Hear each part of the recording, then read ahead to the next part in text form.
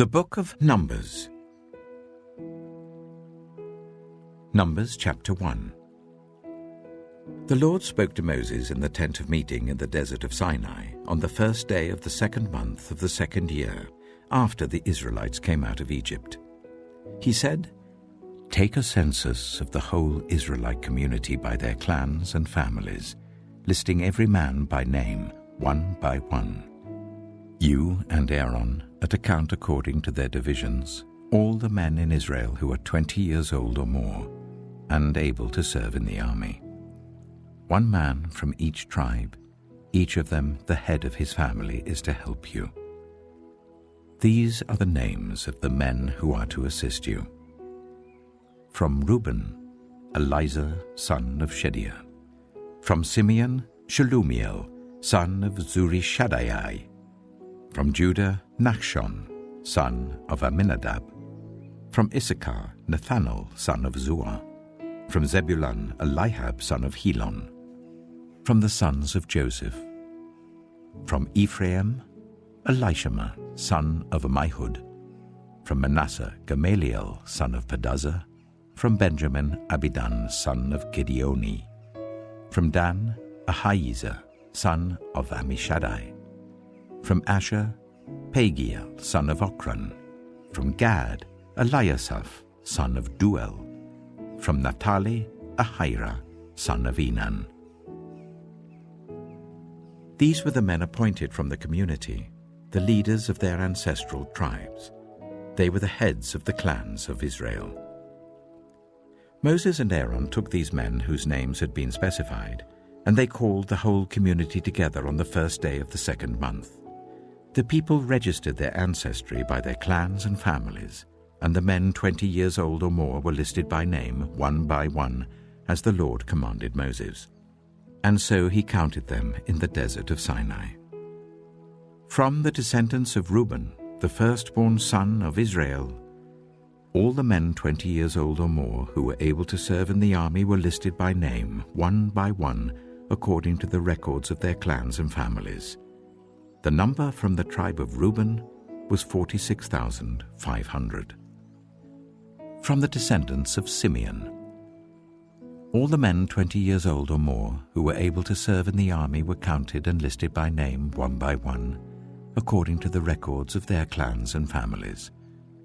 The number from the tribe of Simeon was 59,300. From the descendants of Gad, all the men 20 years old or more who were able to serve in the army were listed by name, according to the records of their clans and families. The number from the tribe of Gad was 45,650. From the descendants of Judah, all the men 20 years old or more who were able to serve in the army were listed by name, according to the records of their clans and families. The number from the tribe of Judah was 74,600.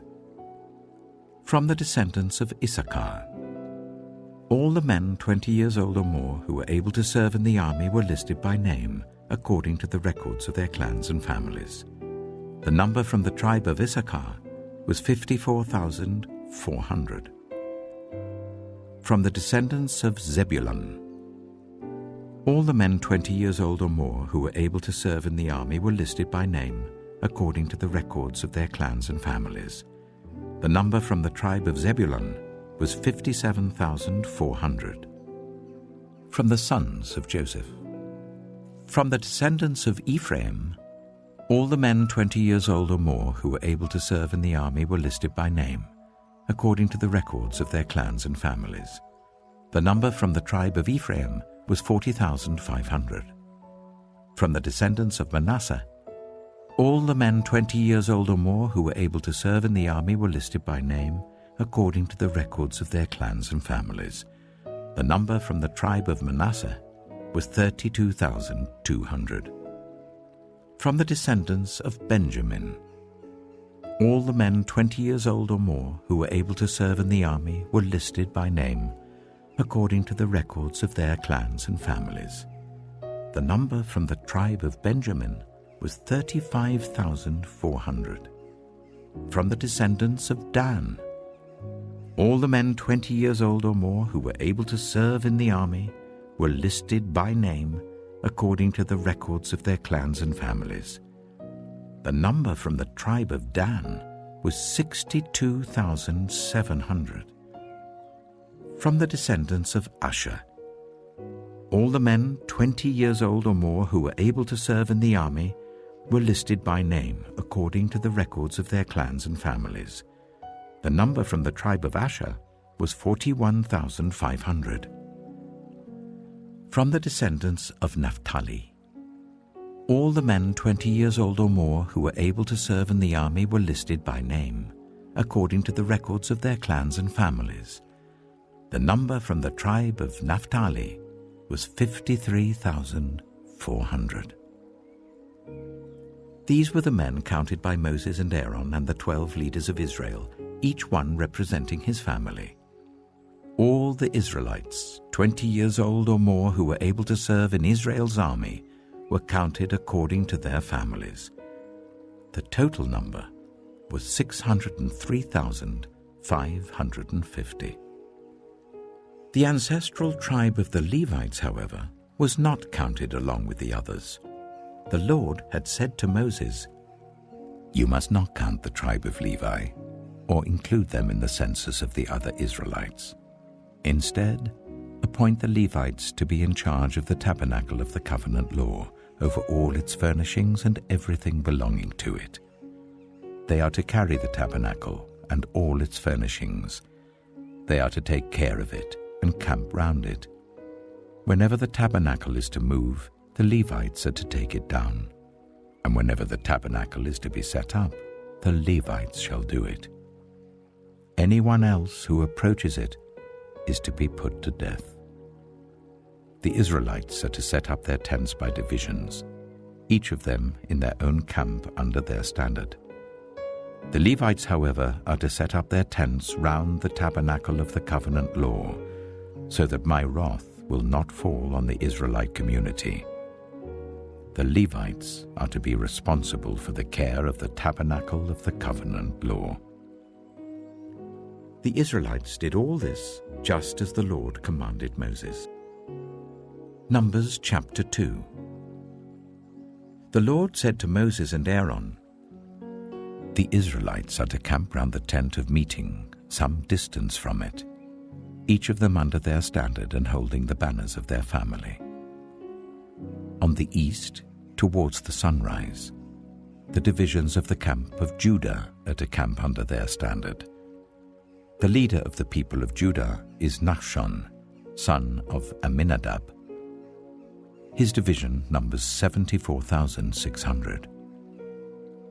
The tribe of Issachar will camp next to them. The leader of the people of Issachar is Nathanael, son of Zuar. His division numbers 54,400. The tribe of Zebulun will be next. The leader of the people of Zebulun is Eliab, son of Helon.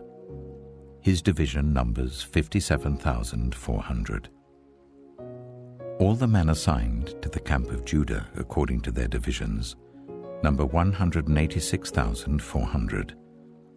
They will set out first. On the south will be the divisions of the camp of Reuben under their standard. The leader of the people of Reuben is Elizur, son of Shedeur. His division numbers 46,500. The tribe of Simeon will camp next to them. The leader of the people of Simeon is Shelumiel, son of Zurishaddai. His division numbers 59,300. The tribe of Gad will be next. The leader of the people of Gad is Eliasaph, son of Duel.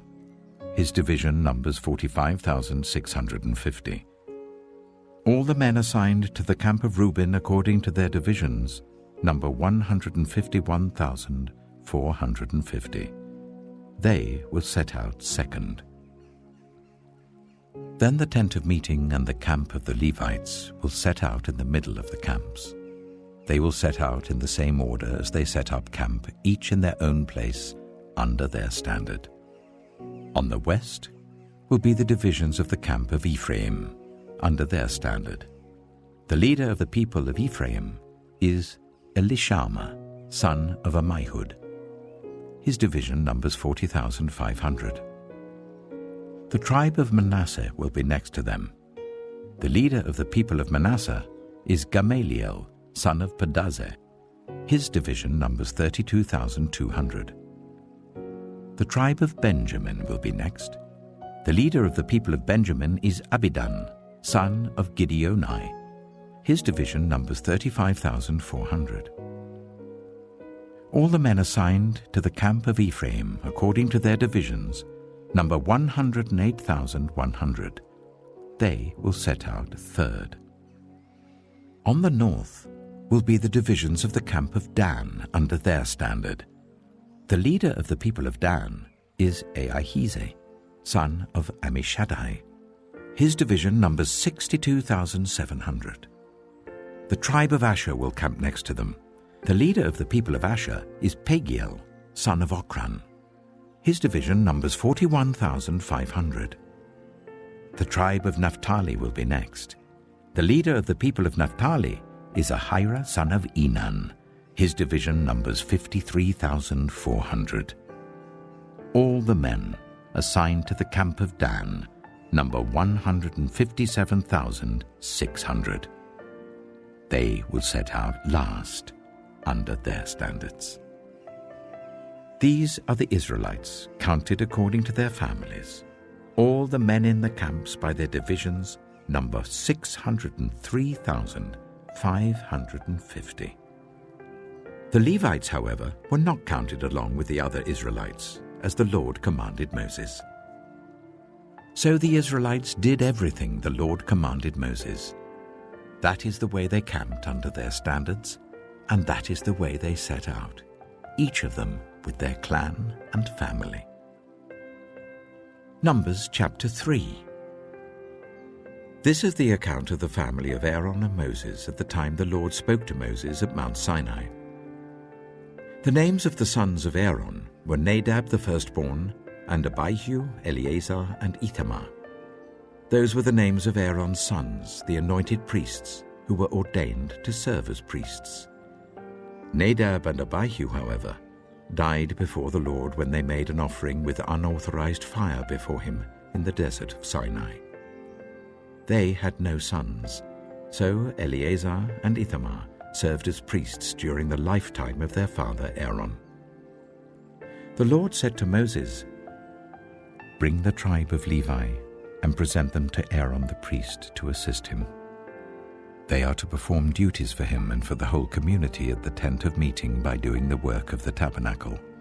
They are to take care of all the furnishings of the tent of meeting, fulfilling the obligations of the Israelites by doing the work of the tabernacle.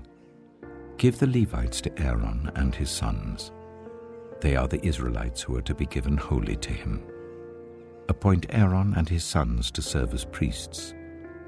Anyone else who approaches the sanctuary is to be put to death."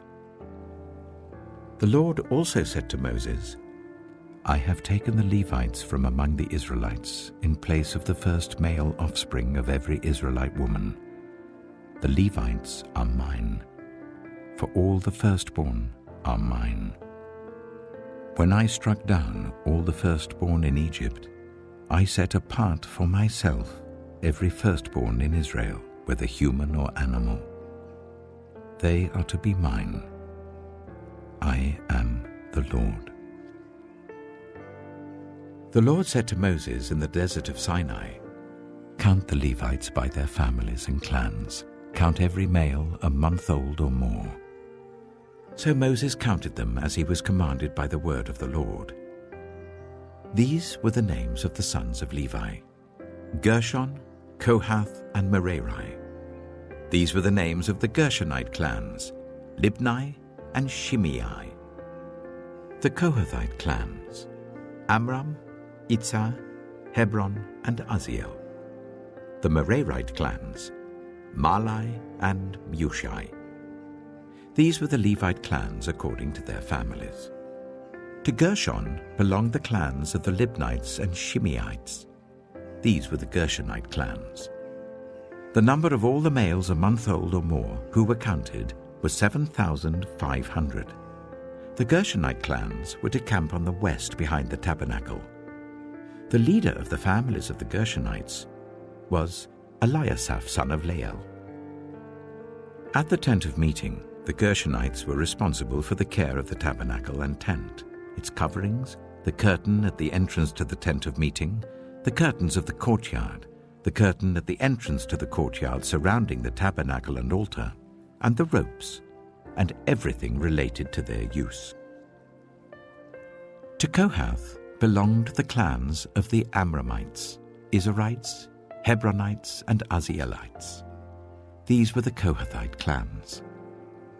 The number of all the males a month old or more was 8,600. The Kohathites were responsible for the care of the sanctuary. The Kohathite clans were to camp on the south side of the tabernacle. The leader of the families of the Kohathite clans was Eliaphan, son of Uzziel. They were responsible for the care of the ark, the table, the lampstand, the altars, the articles of the sanctuary used in ministering, the curtain, and everything related to their use. The chief leader of the Levites was Eleazar, son of Aaron the priest. He was appointed over those who were responsible for the care of the sanctuary. To Merari belonged the clans of the Mahlites and the Mushites. These were the Merarite clans. The number of all the males a month old or more who were counted was 6,200. The leader of the families of the Merarite clans was Zuriel, son of Abihail. They were to camp on the north side of the tabernacle. The Merarites were appointed to take care of the frames of the tabernacle, its crossbars, posts, bases, all its equipment, and everything related to their use, as well as the posts of the surrounding courtyard with their bases, tent pegs, and ropes. Moses and Aaron and his sons were to camp to the east of the tabernacle, towards the sunrise, in front of the tent of meeting. They were responsible for the care of the sanctuary on behalf of the Israelites. Anyone else who approached the sanctuary was to be put to death. The total number of Levites counted at the Lord's command by Moses and Aaron according to their clans, including every male a month old or more, was 22,000. The Lord said to Moses, "Count all the firstborn Israelite males who are a month old or more, and make a list of their names. Take the Levites for me in place of all the firstborn of the Israelites, and the livestock of the Levites in place of all the firstborn of the livestock of the Israelites. I am the Lord." So Moses counted all the firstborn of the Israelites as the Lord commanded him. The total number of firstborn males a month old or more, listed by name, was 22,273. The Lord also said to Moses, "Take the Levites in place of all the firstborn of Israel, and the livestock of the Levites in place of their livestock. The Levites are to be mine. I am the Lord. To redeem the 273 firstborn Israelites who exceed the number of the Levites, collect 5 shekels for each one, according to the sanctuary shekel, which weighs 20 gerahs. Give the money for the redemption of the additional Israelites to Aaron and his sons." So Moses collected the redemption money from those who exceeded the number redeemed by the Levites. From the firstborn of the Israelites, he collected silver weighing 1,365 shekels, according to the sanctuary shekel. Moses gave the redemption money to Aaron and his sons, as he was commanded by the word of the Lord. Numbers chapter 4. The Lord said to Moses and Aaron, "Take a census of the Kohathite branch of the Levites by their clans and families. Count all the men from 30 to 50 years of age who come to serve in the work at the tent of meeting. This is the work of the Kohathites at the tent of meeting, the care of the most holy things. When the camp is to move, Aaron and his sons are to go in and take down the shielding curtain and put it over the ark of the covenant law. Then they are to cover the curtain with durable leather, spread a cloth of solid blue over that, and put the poles in place. Over the table of the presence they are to spread a blue cloth and put on it the plates, dishes and bowls and the jars for drink offerings. The bread that is continually there is to remain on it. They are to spread a scarlet cloth over them, cover that with durable leather, and put the poles in place. They are to take a blue cloth and cover the lampstand that is for light, together with its lamps, its wick trimmers and trays, and all its jars for the oil used to supply it. Then they are to wrap it and all its accessories in a covering of durable leather and put it on a carrying frame. Over the gold altar they are to spread a blue cloth and cover that with durable leather and put the poles in place.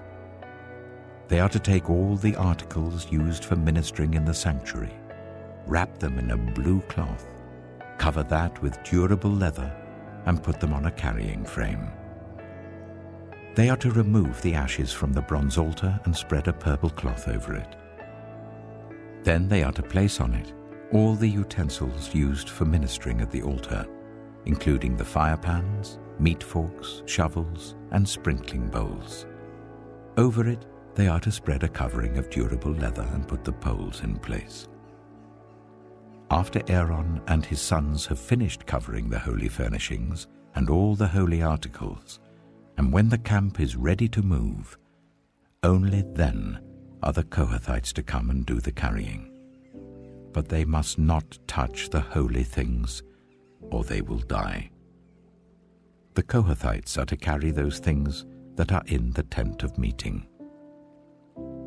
Eleazar, son of Aaron the priest, is to have charge of the oil for the light, the fragrant incense, the regular grain offering, and the anointing oil. He is to be in charge of the entire tabernacle and everything in it, including its holy furnishings and articles. The Lord said to Moses and Aaron, "See that the Kohathite tribal clans are not destroyed from among the Levites, so that they may live and not die when they come near the most holy things. Do this for them. Aaron and his sons are to go into the sanctuary and assign to each man his work and what he is to carry. But the Kohathites must not go in to look at the holy things even for a moment, or they will die." The Lord said to Moses, "Take a census also of the Gershonites by their families and clans. Count all the men from 30 to 50 years of age who come to serve in the work at the tent of meeting. This is the service of the Gershonite clans in their carrying and their other work. They are to carry the curtains of the tabernacle, that is, the tent of meeting, its covering and its outer covering of durable leather, the curtains for the entrance to the tent of meeting, the curtains of the courtyard surrounding the tabernacle and altar, the curtain for the entrance to the courtyard, the ropes, and all the equipment used in the service of the tent. The Gershonites are to do all that needs to be done with these things. All their service, whether carrying or doing other work, is to be done under the direction of Aaron and his sons. You shall assign to them as their responsibility all they are to carry. This is the service of the Gershonite clans at the tent of meeting. Their duties are to be under the direction of Ithamar, son of Aaron, the priest. Count the Merarites by their clans and families. Count all the men from 30 to 50 years of age who come to serve in the work at the tent of meeting.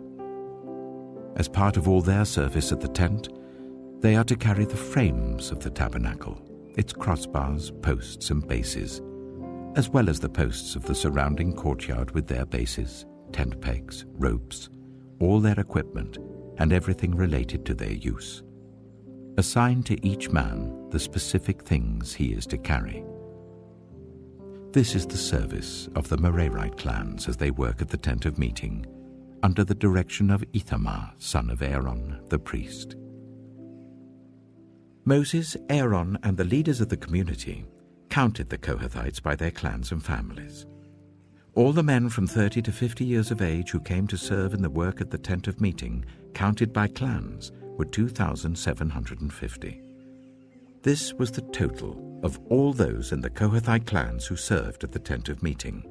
Moses and Aaron counted them according to the Lord's command through Moses. The Gershonites were counted by their clans and families. All the men from 30 to 50 years of age who came to serve in the work at the tent of meeting, counted by their clans and families, were 2,630. This was the total of those in the Gershonite clans who served at the tent of meeting. Moses and Aaron counted them according to the Lord's command. The Merarites were counted by their clans and families.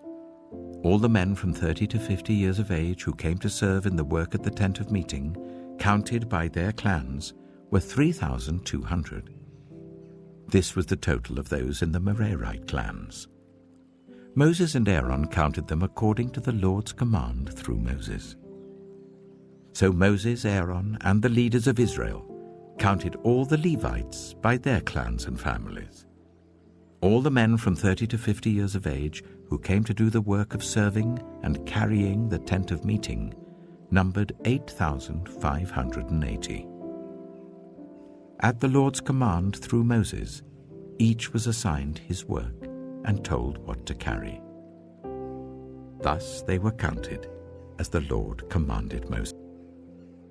Numbers chapter 5. The Lord said to Moses, "Command the Israelites to send away from the camp anyone who has a defiling skin disease or a discharge of any kind, or who is ceremonially unclean because of a dead body. Send away male and female alike. Send them outside the camp, so that they will not defile their camp where I dwell among them." The Israelites did so. They sent them outside the camp. They did just as the Lord had instructed Moses.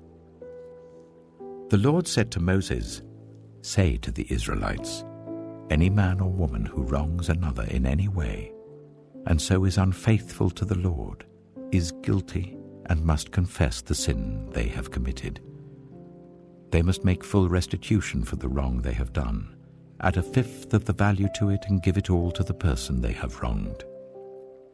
But if that person has no close relative to whom restitution can be made for the wrong, the restitution belongs to the Lord and must be given to the priest, along with the ram with which atonement is made for the wrongdoer. All the sacred contributions the Israelites bring to a priest will belong to him. Sacred things belong to their owners, but what they give to the priest will belong to the priest." Then the Lord said to Moses, "Speak to the Israelites and say to them, if a man's wife goes astray and is unfaithful to him so that another man has sexual relations with her, and this is hidden from her husband, and her impurity is undetected, since there is no witness against her and she has not been caught in the act, and if feelings of jealousy come over her husband, and he suspects his wife and she is impure, or if he is jealous and suspects her, even though she is not impure, then he is to take his wife to the priest. He must also take an offering of 1/10 of an ephah of barley flour on her behalf. He must not pour olive oil on it or put incense on it, because it is a grain offering for jealousy, a reminder offering to draw attention to wrongdoing. The priest shall bring her and make her stand before the Lord. Then he shall take some holy water in a clay jar and put some dust from the tabernacle floor into the water. After the priest has made the woman stand before the Lord, he shall loosen her hair and place in her hands the reminder offering, the grain offering for jealousy, while he himself holds the bitter water that brings a curse. Then the priest shall put the woman under oath and say to her, if no other man has had sexual relations with you, and you have not gone astray and become impure while married to your husband, may this bitter water that brings a curse not harm you. But if you have gone astray while married to your husband, and you have made yourself impure by having sexual relations with a man other than your husband, here the priest is to put the woman under this curse. May the Lord cause you to become a curse among your people, when he makes your womb miscarry and your abdomen swell. May this water that brings a curse enter your body, so that your abdomen swells or your womb miscarries. Then the woman is to say, Amen, so be it. The priest is to write these curses on a scroll and then wash them off into the bitter water. He shall make the woman drink the bitter water that brings a curse, and this water that brings a curse and causes bitter suffering will enter her. The priest is to take from her hands the grain offering for jealousy, wave it before the Lord and bring it to the altar. The priest is then to take a handful of the grain offering as a memorial offering and burn it on the altar. After that, he is to make the woman drink the water. If she has made herself impure and been unfaithful to her husband, this will be the result.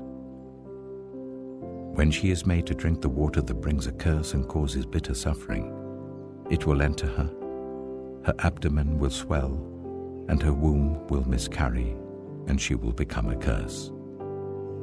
If, however, the woman has not made herself impure but is clean, she will be cleared of guilt and will be able to have children. This, then, is the law of jealousy, when a woman goes astray and makes herself impure while married to her husband, or when feelings of jealousy come over a man because he suspects his wife. The priest is to make her stand before the Lord and is to apply this entire law to her. The husband will be innocent of any wrongdoing, but the woman will bear the consequences of her sin. Numbers chapter 6. The Lord said to Moses, Speak to the Israelites and say to them, If a man or woman wants to make a special vow, a vow of dedication to the Lord as a Nazarite, they must abstain from wine and other fermented drink, and must not drink vinegar made from wine or other fermented drink. They must not drink grape juice or eat grapes or raisins. As long as they remain under their Nazarite vow, they must not eat anything that comes from the grapevine, not even the seeds or skins. During the entire period of their Nazarite vow, no razor may be used on their head. They must be holy until the period of their dedication to the Lord is over. They must let their hair grow long. Throughout the period of their dedication to the Lord, the Nazarite must not go near a dead body. Even if their own father or mother or brother or sister dies, they must not make themselves ceremonially unclean on account of them, because the symbol of their dedication to God is on their head. Throughout the period of their dedication, they are consecrated to the Lord. If someone dies suddenly in the Nazarite's presence, thus defiling the hair that symbolizes their dedication, they must shave their head on the 7th day, the day of their cleansing. Then on the 8th day, they must bring 2 doves or 2 young pigeons to the priest at the entrance to the tent of meeting. The priest is to offer one as a sin offering and the other as a burnt offering to make atonement for the Nazarite, because they sinned by being in the presence of the dead body. That same day they are to consecrate their head again. They must rededicate themselves to the Lord for the same period of dedication and must bring a year-old male lamb as a guilt offering. The previous days do not count, because they became defiled during their period of dedication. Now this is the law of the Nazarite when the period of their dedication is over. They are to be brought to the entrance to the tent of meeting. There they are to present their offerings to the Lord: a year-old male lamb without defect for a burnt offering, a year-old ewe lamb without defect for a sin offering, a ram without defect for a fellowship offering, together with their grain offerings and drink offerings, and a basket of bread made with the finest flour and without yeast, thick loaves with olive oil mixed in, and thin loaves brushed with olive oil. The priest is to present all these before the Lord and make the sin offering and the burnt offering. He is to present the basket of unleavened bread and is to sacrifice the ram as a fellowship offering to the Lord, together with its grain offering and drink offering. Then, at the entrance to the tent of meeting, the Nazarite must shave off the hair that symbolizes their dedication. They are to take the hair and put it in the fire that is under the sacrifice of the fellowship offering. After the Nazarite have shaved off the hair that symbolizes their dedication, the priest is to place in their hands a boiled shoulder of the ram, and one thick loaf and one thin loaf from the basket, both made without yeast. The priest shall then wave these before the Lord as a wave offering. They are holy and belong to the priest, together with the breast that was waved and the thigh that was presented. After that, the Nazarite may drink wine. This is the law of the Nazarite who vows offerings to the Lord in accordance with their dedication, in addition to whatever else they can afford. They must fulfill the vows they have made according to the law of the Nazarite. The Lord said to Moses, "Tell Aaron and his sons, this is how you are to bless the Israelites. Say to them, the Lord bless you and keep you. The Lord make his face shine on you and be gracious to you. The Lord turn his face towards you and give you peace." So they will put my name on the Israelites, and I will bless them. Numbers chapter 7. When Moses finished setting up the tabernacle, he anointed and consecrated it and all its furnishings. He also anointed and consecrated the altar and all its utensils. Then the leaders of Israel, the heads of families who were the tribal leaders in charge of those who were counted, made offerings. They brought as their gifts before the Lord 6 covered carts and 12 oxen, an ox from each leader and a cart from every 2.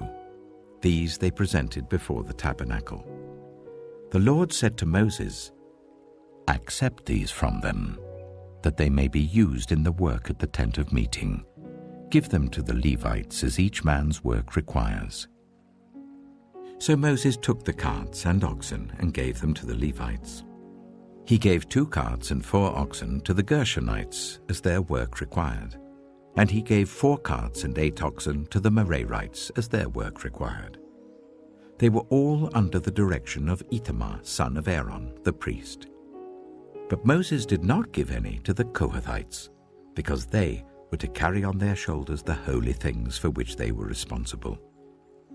When the altar was anointed, the leaders brought their offerings for its dedication and presented them before the altar. For the Lord had said to Moses, "Each day 1 leader is to bring his offering for the dedication of the altar."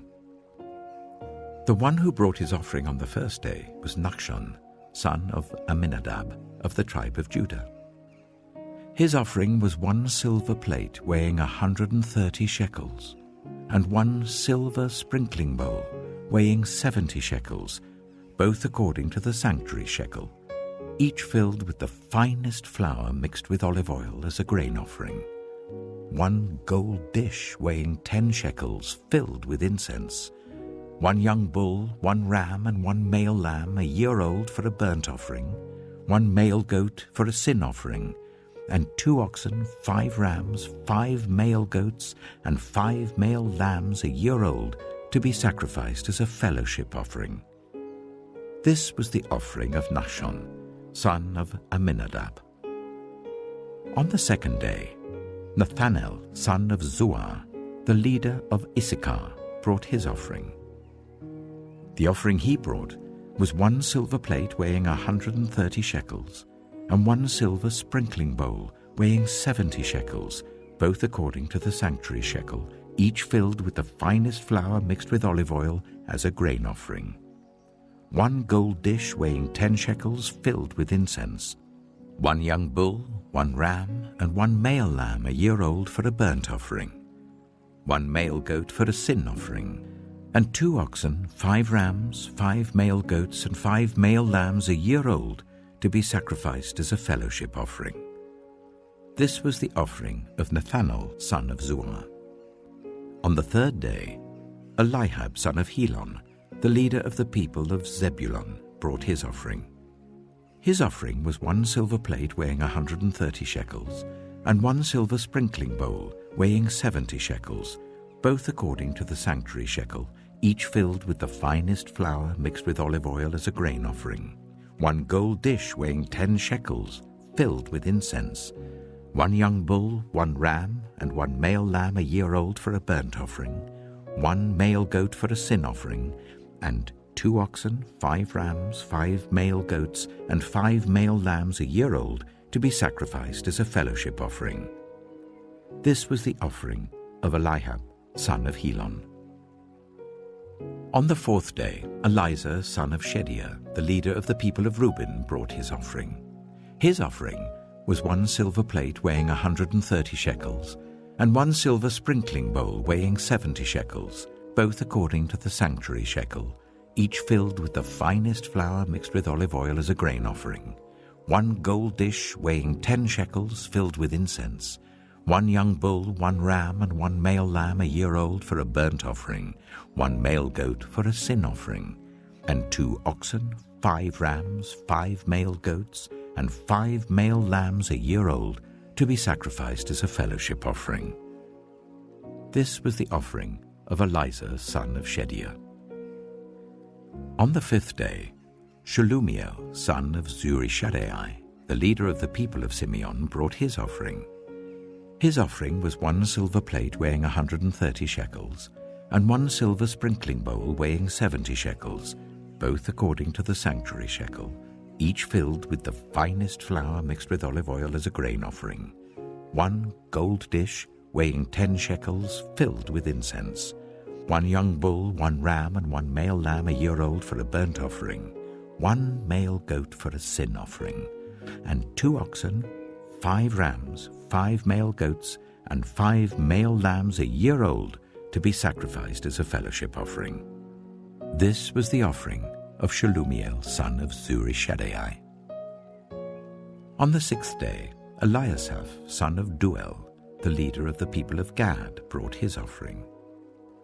His offering was 1 silver plate weighing 130 shekels, and 1 silver sprinkling bowl weighing 70 shekels, both according to the sanctuary shekel, each filled with the finest flour mixed with olive oil as a grain offering. 1 gold dish weighing 10 shekels, filled with incense.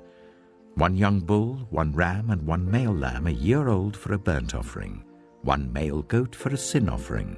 And 2 oxen, 5 rams, 5 male goats, and 5 male lambs a year old, to be sacrificed as a fellowship offering. This was the offering of Eliasaph, son of Duel. On the 7th day, Elishama, son of Ammihud, the leader of the people of Ephraim, brought his offering. His offering was 1 silver plate weighing 130 shekels, and 1 silver sprinkling bowl weighing 70 shekels, both according to the sanctuary shekel, each filled with the finest flour mixed with olive oil as a grain offering. 1 gold dish weighing 10 shekels, filled with incense. 1 young bull, 1 ram, and 1 male lamb a year old for a burnt offering. 1 male goat for a sin offering, and 2 oxen, 5 rams, 5 male goats, and 5 male lambs a year old, to be sacrificed as a fellowship offering. This was the offering of Elishama, son of Ammihud. On the 8th day, Gamaliel, son of Pedazur, the leader of the people of Manasseh, brought his offering. His offering was 1 silver plate weighing 130 shekels, and 1 silver sprinkling bowl weighing 70 shekels, both according to the sanctuary shekel, each filled with the finest flour mixed with olive oil as a grain offering. 1 gold dish weighing 10 shekels, filled with incense. 1 young bull, 1 ram, and 1 male lamb a year old for a burnt offering. 1 male goat for a sin offering, and 2 oxen, 5 rams, 5 male goats, and 5 male lambs a year old, to be sacrificed as a fellowship offering. This was the offering of Gamaliel, son of Pedazur. On the 9th day, Abidan, son of Gideoni, the leader of the people of Benjamin, brought his offering. His offering was 1 silver plate weighing 130 shekels, and 1 silver sprinkling bowl weighing 70 shekels, both according to the sanctuary shekel, each filled with the finest flour mixed with olive oil as a grain offering. 1 gold dish weighing 10 shekels, filled with incense, 1 young bull, 1 ram, and 1 male lamb a year old for a burnt offering, 1 male goat for a sin offering, and 2 oxen, 5 rams, 5 male goats, and 5 male lambs a year old, to be sacrificed as a fellowship offering. This was the offering of Abidan, son of Gideoni. On the 10th day, Ahiezer, son of Ammishaddai, the leader of the people of Dan, brought his offering. His offering was 1 silver plate weighing 130 shekels, and 1 silver sprinkling bowl weighing 70 shekels, both according to the sanctuary shekel, each filled with the finest flour mixed with olive oil as a grain offering. 1 gold dish weighing 10 shekels, filled with incense. 1 young bull, 1 ram, and 1 male lamb a year old for a burnt offering. 1 male goat for a sin offering, and 2 oxen, 5 rams, 5 male goats, and 5 male lambs a year old, to be sacrificed as a fellowship offering. This was the offering of Ahiezer, son of Ammishaddai. On the 11th day, Pagiel, son of Ochran, the leader of the people of Asher, brought his offering. His offering was 1 silver plate weighing 130 shekels, and 1 silver sprinkling bowl weighing 70 shekels, both according to the sanctuary shekel, each filled with the finest flour, mixed with olive oil as a grain offering. 1 gold dish weighing 10 shekels, filled with incense. 1 young bull, 1 ram, and 1 male lamb a year old for a burnt offering. 1 male goat for a sin offering. And 2 oxen, 5 rams, 5 male goats, and 5 male lambs a year old, to be sacrificed as a fellowship offering. This was the offering of Pagiel, son of Ochran. On the 12th day, Ahira, son of Enan, the leader of the people of Naphtali, brought his offering. His offering was 1 silver plate weighing 130 shekels, and 1 silver sprinkling bowl weighing 70 shekels, both according to the sanctuary shekel, each filled with the finest flour mixed with olive oil as a grain offering. 1 gold dish weighing 10 shekels, filled with incense. 1 young bull, 1 ram, and 1 male lamb a year old for a burnt offering. 1 male goat for a sin offering, and 2 oxen, 5 rams, 5 male goats, and 5 male lambs a year old, to be sacrificed as a fellowship offering. This was the offering of Ahira, son of Enan. These were the offerings of the Israelite leaders for the dedication of the altar when it was anointed: 12 silver plates, 12 silver sprinkling bowls, and 12 gold dishes. Each silver plate weighed 130 shekels, and each sprinkling bowl 70 shekels. Altogether, the silver dishes weighed 2,400 shekels according to the sanctuary shekel. The 12 gold dishes, filled with incense, weighed 10 shekels each, according to the sanctuary shekel. Altogether, the gold dishes weighed 120 shekels. The total number of animals for the burnt offering came to 12 young bulls, 12 rams, and 12 male lambs a year old, together with their grain offering. 12 male goats were used for the sin offering. The total number of animals for the sacrifice of the fellowship offering came to 24 oxen, 60 rams, 60 male goats, and 60 male lambs a year old. These were the offerings for the dedication of the altar after it was anointed. When Moses entered the tent of meeting to speak with the Lord, he heard the voice speaking to him from between the 2 cherubim above the atonement cover on the ark of the covenant law. In this way, Numbers chapter 8. The Lord said to Moses, "Speak to Aaron and say to him, when you set up the lamps, see that all 7 light up the area in front of the lampstand. Aaron did so. He set up the lamps so that they faced forwards on the lampstand, just as the Lord commanded Moses. This is how the lampstand was made. It was made of hammered gold, from its base to its blossoms. The lampstand was made exactly like the pattern the Lord had shown Moses. The Lord said to Moses, "Take the Levites from among all the Israelites and make them ceremonially clean. To purify them, do this: sprinkle the water of cleansing on them, then make them shave their whole bodies and wash their clothes, and so they will purify themselves. Make them take a young bull with its grain offering of the finest flour mixed with olive oil. Then you are to take a second young bull for a sin offering. Bring the Levites to the front of the tent of meeting and assemble the whole Israelite community. You are to bring the Levites before the Lord, and the Israelites are to lay their hands on them. Aaron is to present the Levites before the Lord as a wave offering from the Israelites, so that they may be ready to do the work of the Lord. Then the Levites are to lay their hands on the heads of the bulls, using one for a sin offering to the Lord and the other for a burnt offering, to make atonement for the Levites. Make the Levites stand in front of Aaron and his sons, and then present them as a wave offering to the Lord. In this way, you are to set the Levites apart from the other Israelites, and the Levites will be mine.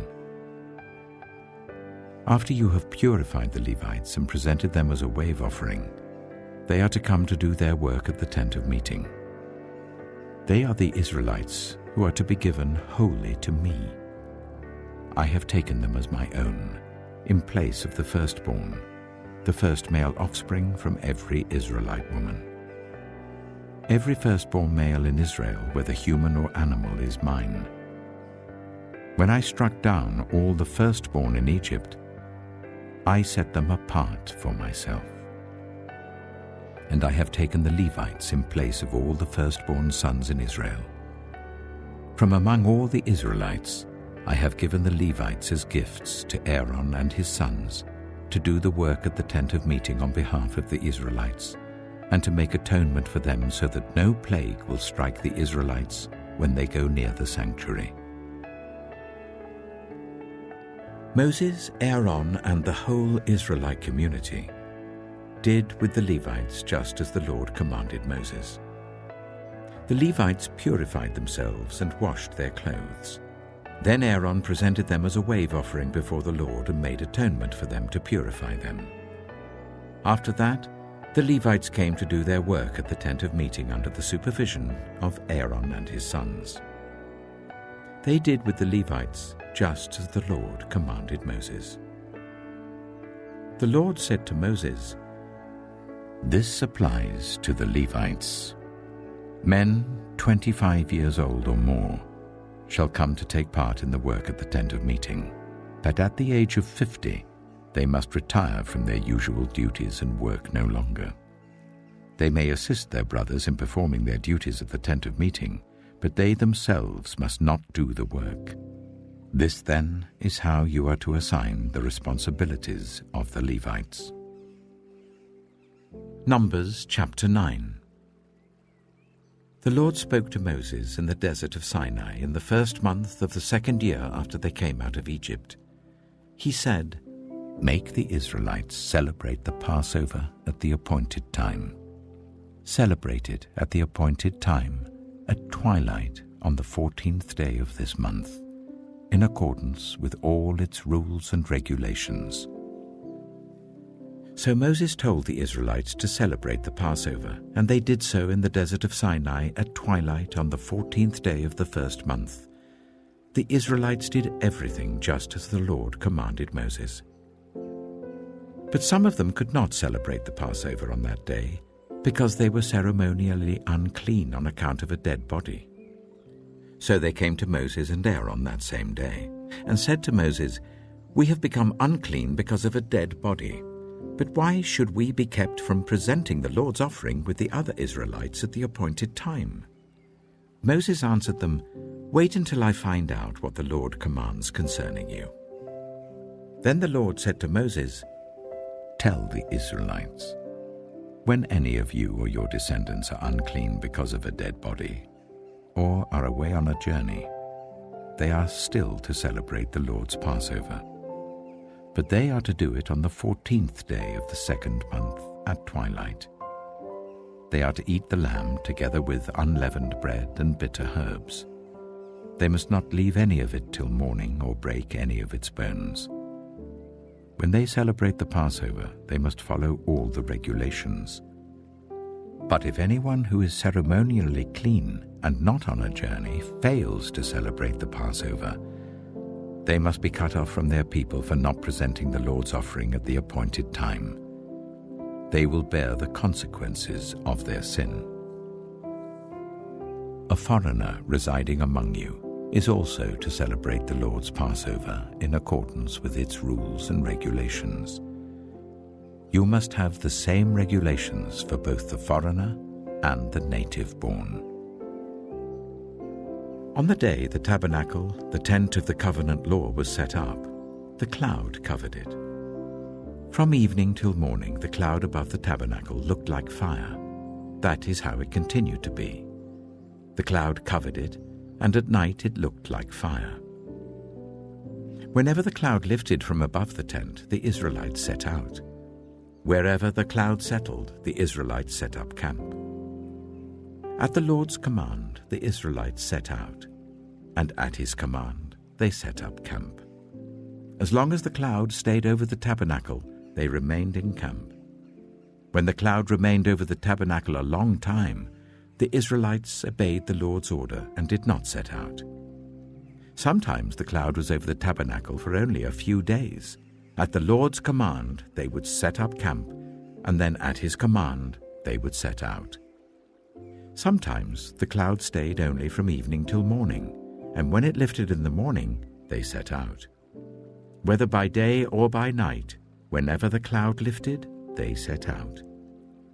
Whether the cloud stayed over the tabernacle for 2 days, or a month, or a year, the Israelites would remain in camp and not set out. But when it lifted, they would set out. At the Lord's command, they set up camp, and at the Lord's command, they set out. They obeyed the Lord's order in accordance with his command through Moses. Numbers chapter 10. The Lord said to Moses, "Make 2 trumpets of hammered silver, and use them for calling the community together and for the camps to set out. When both are sounded, the whole community is to assemble before you at the entrance to the tent of meeting. If only one is sounded, the leaders, the heads of the clans of Israel, are to assemble before you. When a trumpet blast is sounded, the tribes camping on the east are to set out. At the sounding of a second blast, the camps on the south are to set out. The blast will be the signal for setting out. To gather the assembly, blow the trumpets, but not with the signal for setting out. The sons of Aaron, the priests, are to blow the trumpets. This is to be a lasting ordinance for you and the generations to come. When you go into battle in your own land against an enemy who is oppressing you, sound a blast on the trumpets. Then you will be remembered by the Lord your God and rescued from your enemies. Also at your times of rejoicing, your appointed festivals and new moon feasts, you are to sound the trumpets over your burnt offerings and fellowship offerings, and they will be a memorial for you before your God. I am the Lord your God. On the 20th day of the second month of the second year, the cloud lifted from above the tabernacle of the covenant law. Then the Israelites set out from the desert of Sinai and traveled from place to place until the cloud came to rest in the desert of Paran. They set out this first time at the Lord's command through Moses. The divisions of the camp of Judah went first, under their standard. Nachshon, son of Amminadab, was in command. Nathanael, son of Zuar, was over the division of the tribe of Issachar, and Eliab, son of Helon, was over the division of the tribe of Zebulun. Then the tabernacle was taken down, and the Gershonites and Merarites who carried it set out. The divisions of the camp of Reuben went next under their standard. Elizur, son of Shedeur, was in command. Shelumiel, son of Zurishaddai, was over the division of the tribe of Simeon, and Eliasaph, son of Duel, was over the division of the tribe of Gad. Then the Kohathites set out carrying the holy things. The tabernacle was to be set up before they arrived. The divisions of the camp of Ephraim went next under their standard. Elishama, son of Ammihud, was in command. Gamaliel, son of Pedazur, was over the division of the tribe of Manasseh, and Abidah, son of Gideoni, was over the division of the tribe of Benjamin. Finally, as the rear guard for all the units, the divisions of the camp of Dan set out under their standards. Ahiezer, son of Ammishaddai, was in command. Pagiel, son of Ochran, was over the division of the tribe of Asher, and Ahira, son of Enan, was over the division of the tribe of Naphtali. This was the order of march for the Israelite divisions as they set out. Now Moses said to Hobab, son of Ruel, the Midianite, Moses' father-in-law, "We're setting out for the place about which the Lord said, 'I will give it to you.' Come with us, and we will treat you well, for the Lord has promised good things to Israel." He answered, "No, I will not go. I am going back to my own land and my own people." But Moses said, "Please do not leave us. You know where we should camp in the wilderness, and you can be our eyes. If you come with us, we will share with you whatever good things the Lord gives us." So they set out from the mountain of the Lord and traveled for 3 days. The ark of the covenant of the Lord went before them during those 3 days to find them a place to rest. The cloud of the Lord was over them by day when they set out from the camp. Whenever the ark set out, Moses said, "Rise up, Lord. May your enemies be scattered. May your foes flee before you." Whenever it came to rest, he said, "Return, Lord, to the countless thousands of Israel." Numbers chapter 11. Now the people complained about their hardships in the hearing of the Lord. And when he heard them, his anger was aroused. Then fire from the Lord burned among them and consumed some of the outskirts of the camp. When the people cried out to Moses, he prayed to the Lord, and the fire died down. So that place was called Taberah, because fire from the Lord had burned among them. The rabble with them began to crave other food. And again the Israelites started wailing and said, "If only we had meat to eat. We remember the fish we ate in Egypt at no cost, also the cucumbers, melons, leeks, onions, and garlic. But now we have lost our appetite. We never see anything but this manna." The manna was like coriander seed and looked like resin. The people went around gathering it and then ground it in a hand mill or crushed it in a mortar.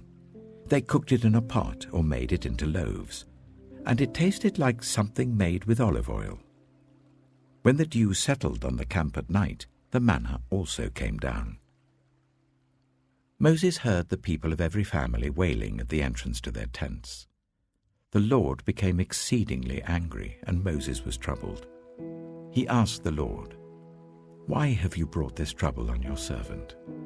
What have I done to displease you, that you put the burden of all these people on me?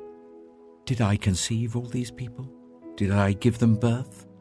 Why do you tell me to carry them in my arms as a nurse carries an infant to the land you promised on oath to their ancestors? Where can I get meat for all these people?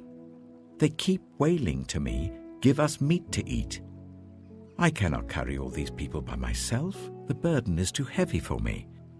If this is how you are going to treat me, please go ahead and kill me right now, if I have found favor in your eyes. and do not let me face my own ruin." The Lord said to Moses, "Bring me 70 of Israel's elders who are known to you as leaders and officials among the people. Make them come to the tent of meeting, that they may stand there with you. I will come down and speak with you there, and I will take some of the power of the Spirit that is on you and put it on them. They will share the burden of the people with you, so that you will not have to carry it alone. Tell the people, 'Consecrate yourselves in preparation for tomorrow, when you will eat meat. The Lord heard you when you wailed, "If only we had meat to eat. We were better off in Egypt." Now the Lord will give you meat, and you will eat it. You will not eat it for just 1 day or 2 days or 5, 10, or 20 days, but for a whole month, until it comes out of your nostrils and you loathe it, because you have rejected the Lord who is among you, and have wailed before him, saying, "Why did we ever leave Egypt?" But Moses said, "Here I am among 600,000 men on foot, and you say, 'I will give them meat to eat for a whole month?' Would they have enough if flocks and herds were slaughtered for them? Would they have enough if all the fish in the sea were caught for them?" The Lord answered Moses, "Is the Lord's arm too short? Now you will see whether or not what I say will come true for you." So Moses went out and told the people what the Lord had said. He brought together 70 of their elders and made them stand round the tent. Then the Lord came down in the cloud and spoke with him, and he took some of the power of the Spirit that was on him and put it on the 70 elders. When the Spirit rested on them, they prophesied, but did not do so again. However, 2 men, whose names were Eldad and Medad, had remained in the camp. They were listed among the elders, but did not go out to the tent. Yet the Spirit also rested on them, and they prophesied in the camp. A young man ran and told Moses, "Eldad and Medad are prophesying in the camp." Joshua, son of Nun, who had been Moses' assistant since youth, spoke up and said, "Moses, my lord, stop them." But Moses replied, "Are you jealous for my sake? I wish that all the Lord's people were prophets, and that the Lord would put his Spirit on them." Then Moses and the elders of Israel returned to the camp. Now a wind went out from the Lord and drove quail in from the sea. It scattered them up to 2 cubits deep all round the camp, as far as a day's walk in any direction. All that day and night and all the next day the people went out and gathered quail. No one gathered less than 10 homers. Then they spread them out all around the camp. But while the meat was still between their teeth and before it could be consumed, the anger of the Lord burned against the people, and he struck them with a severe plague. Therefore the place was named Kibroth Hattaavah, because there they buried the people who had craved other food. From Kibroth Hattaavah the people traveled to Hazeroth and stayed there. Numbers chapter 12. Miriam and Aaron began to talk against Moses because of his Cushite wife, for he had married a Cushite. "Has the Lord spoken only through Moses?" they asked. "Hasn't he also spoken through us?" And the Lord heard this. Now Moses was a very humble man, more humble than anyone else on the face of the earth. At once the Lord said to Moses, Aaron, and Miriam, "Come out to the tent of meeting, all 3 of you." So the 3 of them went out. Then the Lord came down in a pillar of cloud. He stood at the entrance to the tent and summoned Aaron and Miriam. When the 2 of them stepped forward, he said, "Listen to my words. When there is a prophet among you, I, the Lord, reveal myself to them in visions. I speak to them in dreams. But this is not true of my servant Moses. He is faithful in all my house. With him I speak face to face, clearly, and not in riddles. He sees the form of the Lord. Why then were you not afraid to speak against my servant Moses?" The anger of the Lord burned against them, and he left them. When the cloud lifted from above the tent, Miriam's skin was leprous. It became as white as snow. Aaron turned towards her and saw that she had a defiling skin disease, and he said to Moses, "Please, my lord, I ask you not to hold against us the sin we have so foolishly committed. Do not let her be like a stillborn infant coming from its mother's womb, with its flesh half eaten away." So Moses cried out to the Lord, "Please, God, heal her." The Lord replied to Moses, "If her father had spat in her face, would she not have been in disgrace for 7 days? Confine her outside the camp for 7 days. After that, she can be brought back." So Miriam was confined outside the camp for 7 days, and the people did not move on till she was brought back. After that, the people left Hazeroth and camped in the desert of Paran. Numbers chapter 13. The Lord said to Moses, "Send some men to explore the land of Canaan, which I am giving to the Israelites. From each ancestral tribe send one of its leaders." So, at the Lord's command, Moses sent them out from the desert of Paran. All of them were leaders of the Israelites. These are their names. From the tribe of Reuben, Shammua, son of Zakkar. From the tribe of Simeon, Shaphat, son of Hori. From the tribe of Judah, Caleb, son of Jephunneh. From the tribe of Issachar, Igal, son of Joseph. From the tribe of Ephraim, Hoshea, son of Nun. From the tribe of Benjamin, Paltai, son of Raphu. From the tribe of Zebulun, Gadiel, son of Sodai. From the tribe of Manasseh, a tribe of Joseph, Gadai, son of Suzai. From the tribe of Dan, Amiel, son of Gemalai. From the tribe of Asher, Sethur, son of Michael. From the tribe of Naphtali, Nabai, son of Vusai.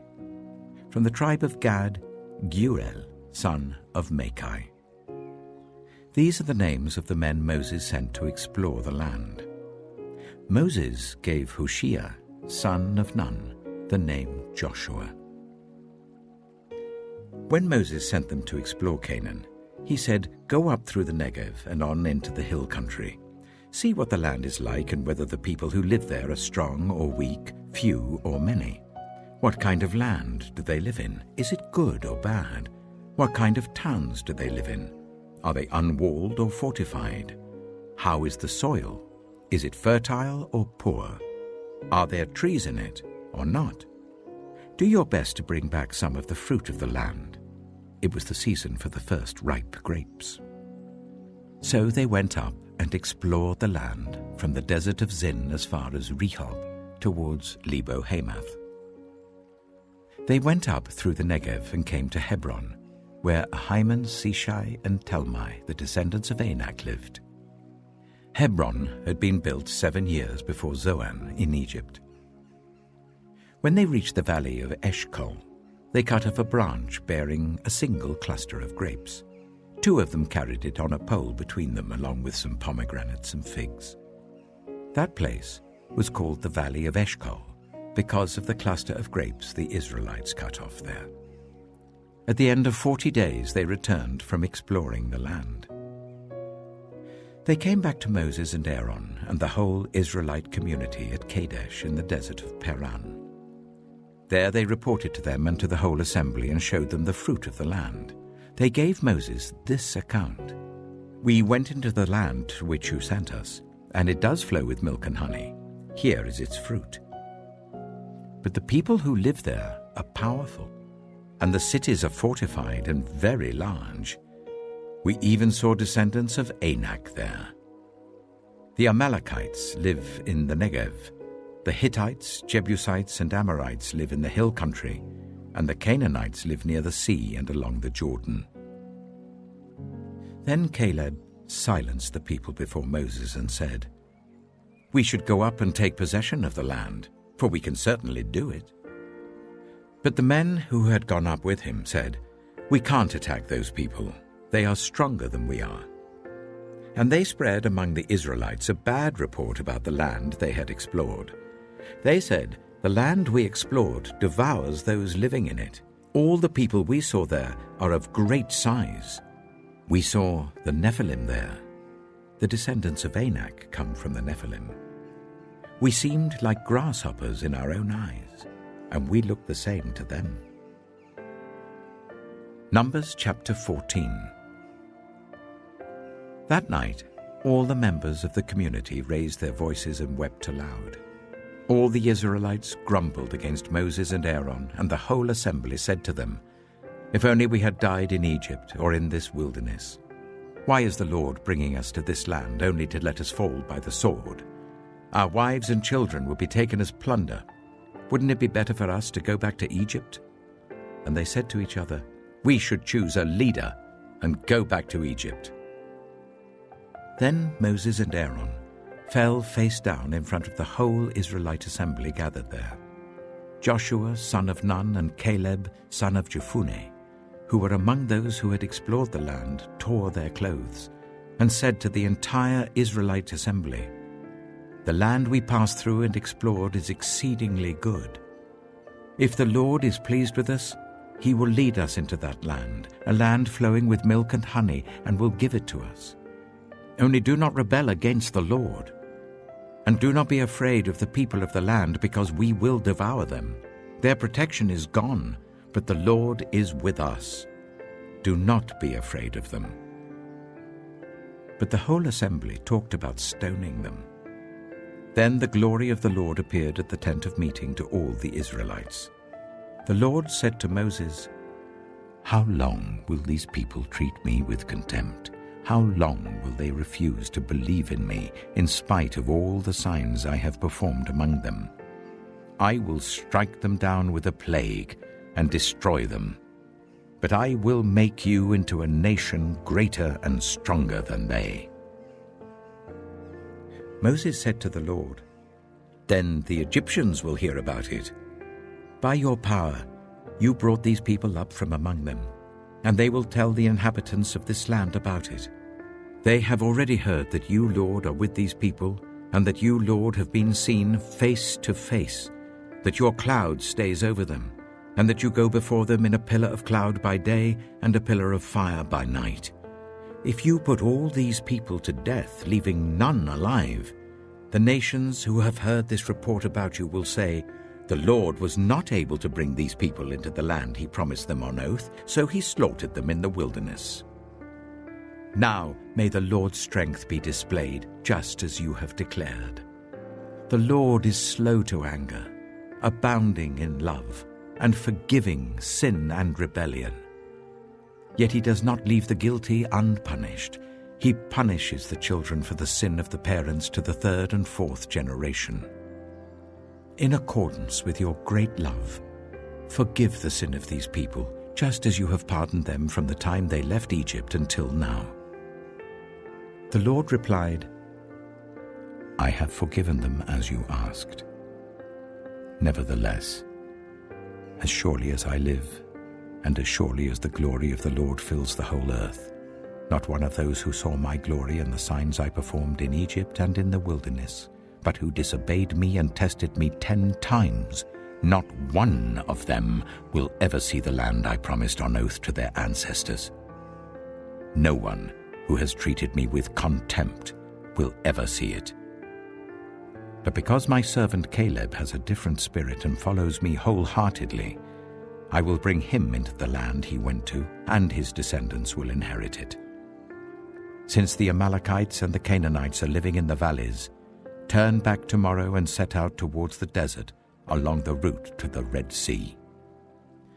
The Lord said to Moses and Aaron, "How long will this wicked community grumble against me? I have heard the complaints of these grumbling Israelites, so tell them, 'As surely as I live, declares the Lord, I will do to you the very thing I heard you say. in this wilderness your bodies will fall, every one of you 20 years old or more, who was counted in the census and who has grumbled against me. Not one of you will enter the land I swore with uplifted hand to make your home, except Caleb, son of Jephunneh, and Joshua, son of Nun. As for your children that you said would be taken as plunder, I will bring them in to enjoy the land you have rejected. But you, your bodies will fall in this wilderness. Your children will be shepherds here for 40 years, suffering for your unfaithfulness, until the last of your bodies lies in the wilderness. For 40 years, 1 year for each of the 40 days you explored the land, you will suffer for your sins and know what it is like to have me against you. I, the Lord, have spoken, and I will surely do these things to this whole wicked community which has banded together against me. They will meet their end in this wilderness. Here they will die. So the men Moses had sent to explore the land, who returned and made the whole community grumble against him by spreading a bad report about it, these men who were responsible for spreading the bad report about the land were struck down and died of a plague before the Lord. Of the men who went to explore the land, only Joshua son of Nun and Caleb son of Jephunneh survived. When Moses reported this to all the Israelites, they mourned bitterly. Early the next morning they set out for the highest point in the hill country, saying, "Now we are ready to go up to the land the Lord promised. Surely we have sinned." But Moses said, "Why are you disobeying the Lord's command? This will not succeed. Do not go up, because the Lord is not with you. You will be defeated by your enemies. For the Amalekites and the Canaanites will face you there. Because you have turned away from the Lord, he will not be with you, and you will fall by the sword." Nevertheless, in their presumption they went up towards the highest point in the hill country, though neither Moses nor the ark of the Lord's covenant moved from the camp. Then the Amalekites and the Canaanites who lived in that hill country came down and attacked them and beat them down all the way to Hormah. Numbers chapter 15. The Lord said to Moses, "Speak to the Israelites and say to them, after you enter the land I am giving you as a home, and you present to the Lord food offerings from the herd or the flock, as an aroma pleasing to the Lord, whether burnt offerings or sacrifices, for special vows or free will offerings or festival offerings, then the person who brings an offering shall present to the Lord a grain offering of 1/10 of an ephah of the finest flour, mixed with 1/4 of a hin of olive oil. With each lamb for the burnt offering or the sacrifice, prepare 1/4 of a hin of wine as a drink offering. With a ram, prepare a grain offering of 1/5 of an ephah of the finest flour mixed with 1/3 of a hin of olive oil, and 1/3 of a hin of wine as a drink offering. Offer it as an aroma pleasing to the Lord. When you prepare a young bull as a burnt offering or sacrifice, for a special vow or a fellowship offering to the Lord, bring with the bull a grain offering of 3/10 of an ephah of the finest flour, mixed with 1/2 a hin of olive oil. And also bring 1/2 a hin of wine as a drink offering. This will be a food offering, an aroma pleasing to the Lord. Each bull or ram, each lamb or young goat is to be prepared in this manner. Do this for each one, for as many as you prepare. Everyone who is native-born must do these things in this way when they present a food offering as an aroma pleasing to the Lord. For generations to come, whenever a foreigner or anyone else living among you presents a food offering as an aroma pleasing to the Lord, they must do exactly as you do. The community is to have the same rules for you and for the foreigner residing among you. This is a lasting ordinance for the generations to come.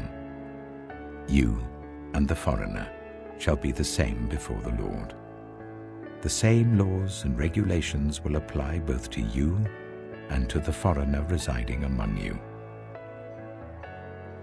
The Lord said to Moses, "Speak to the Israelites and say to them, when you enter the land to which I am taking you, and you eat the food of the land, present a portion as an offering to the Lord.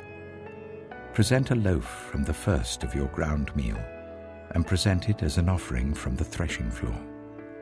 Throughout the generations to come, you are to give this offering to the Lord from the first of your ground meal.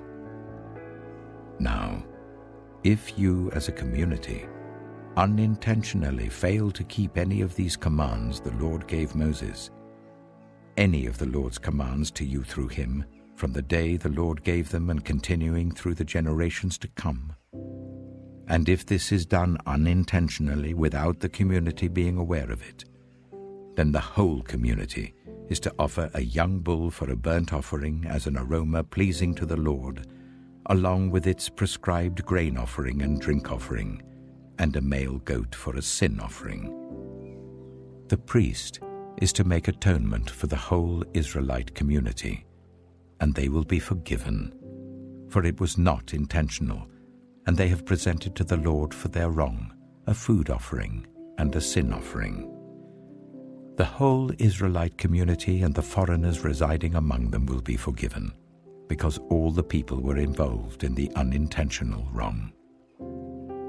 But if just one person sins unintentionally, that person must bring a year-old female goat for a sin offering. The priest is to make atonement before the Lord for the one who erred by sinning unintentionally, and when atonement has been made, that person will be forgiven. One and the same law applies to everyone who sins unintentionally, whether a native-born Israelite or a foreigner residing among you. But anyone who sins defiantly, whether native-born or foreigner, utters blasphemy against the Lord and must be cut off from the people of Israel. Because they have despised the Lord's word and broken his commands, they must surely be cut off. Their guilt remains on them. While the Israelites were in the wilderness, a man was found gathering wood on the Sabbath day. Those who found him gathering wood brought him to Moses and Aaron and the whole assembly, and they kept him in custody because it was not clear what should be done to him. Then the Lord said to Moses, "The man must die. The whole assembly must stone him outside the camp." So the assembly took him outside the camp and stoned him to death, as the Lord commanded Moses. The Lord said to Moses, "Speak to the Israelites and say to them, throughout the generations to come, you are to make tassels on the corners of your garments, with a blue cord on each tassel. You will have these tassels to look at, and so you will remember all the commands of the Lord, that you may obey them and not prostitute yourselves by chasing after the lusts of your own hearts and eyes. Then you will remember to obey all my commands and will be consecrated to your God. I am the Lord your God, who brought you out of Egypt to be your God. I am the Lord your God." Numbers chapter 16. Korah, son of Esau, the son of Kohath, the son of Levi, and certain Reubenites, Dathan and Abiram, sons of Eliab, and On, son of Peleth, became insolent and rose up against Moses. With them were 250 Israelite men, well-known community leaders who had been appointed members of the council. They came as a group to oppose Moses and Aaron and said to them, "You have gone too far. The whole community is holy, every one of them, and the Lord is with them. Why then do you set yourselves above the Lord's assembly?" When Moses heard this, he fell face down. Then he said to Korah and all his followers, "In the morning the Lord will show who belongs to him and who is holy, and he will make that person come near him. The man he chooses he will cause to come near him. You, Korah, and all your followers are to do this.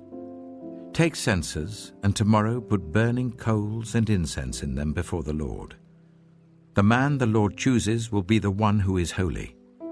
You Levites have gone too far." Moses also said to Korah, "Now listen, you Levites. Isn't it enough for you that the God of Israel has separated you from the rest of the Israelite community and brought you near himself to do the work at the Lord's tabernacle and to stand before the community and minister to them? He has brought you and all your fellow Levites near himself, but now you are trying to get the priesthood too. It is against the Lord that you and all your followers have banded together. Who is Aaron that you should grumble against him?"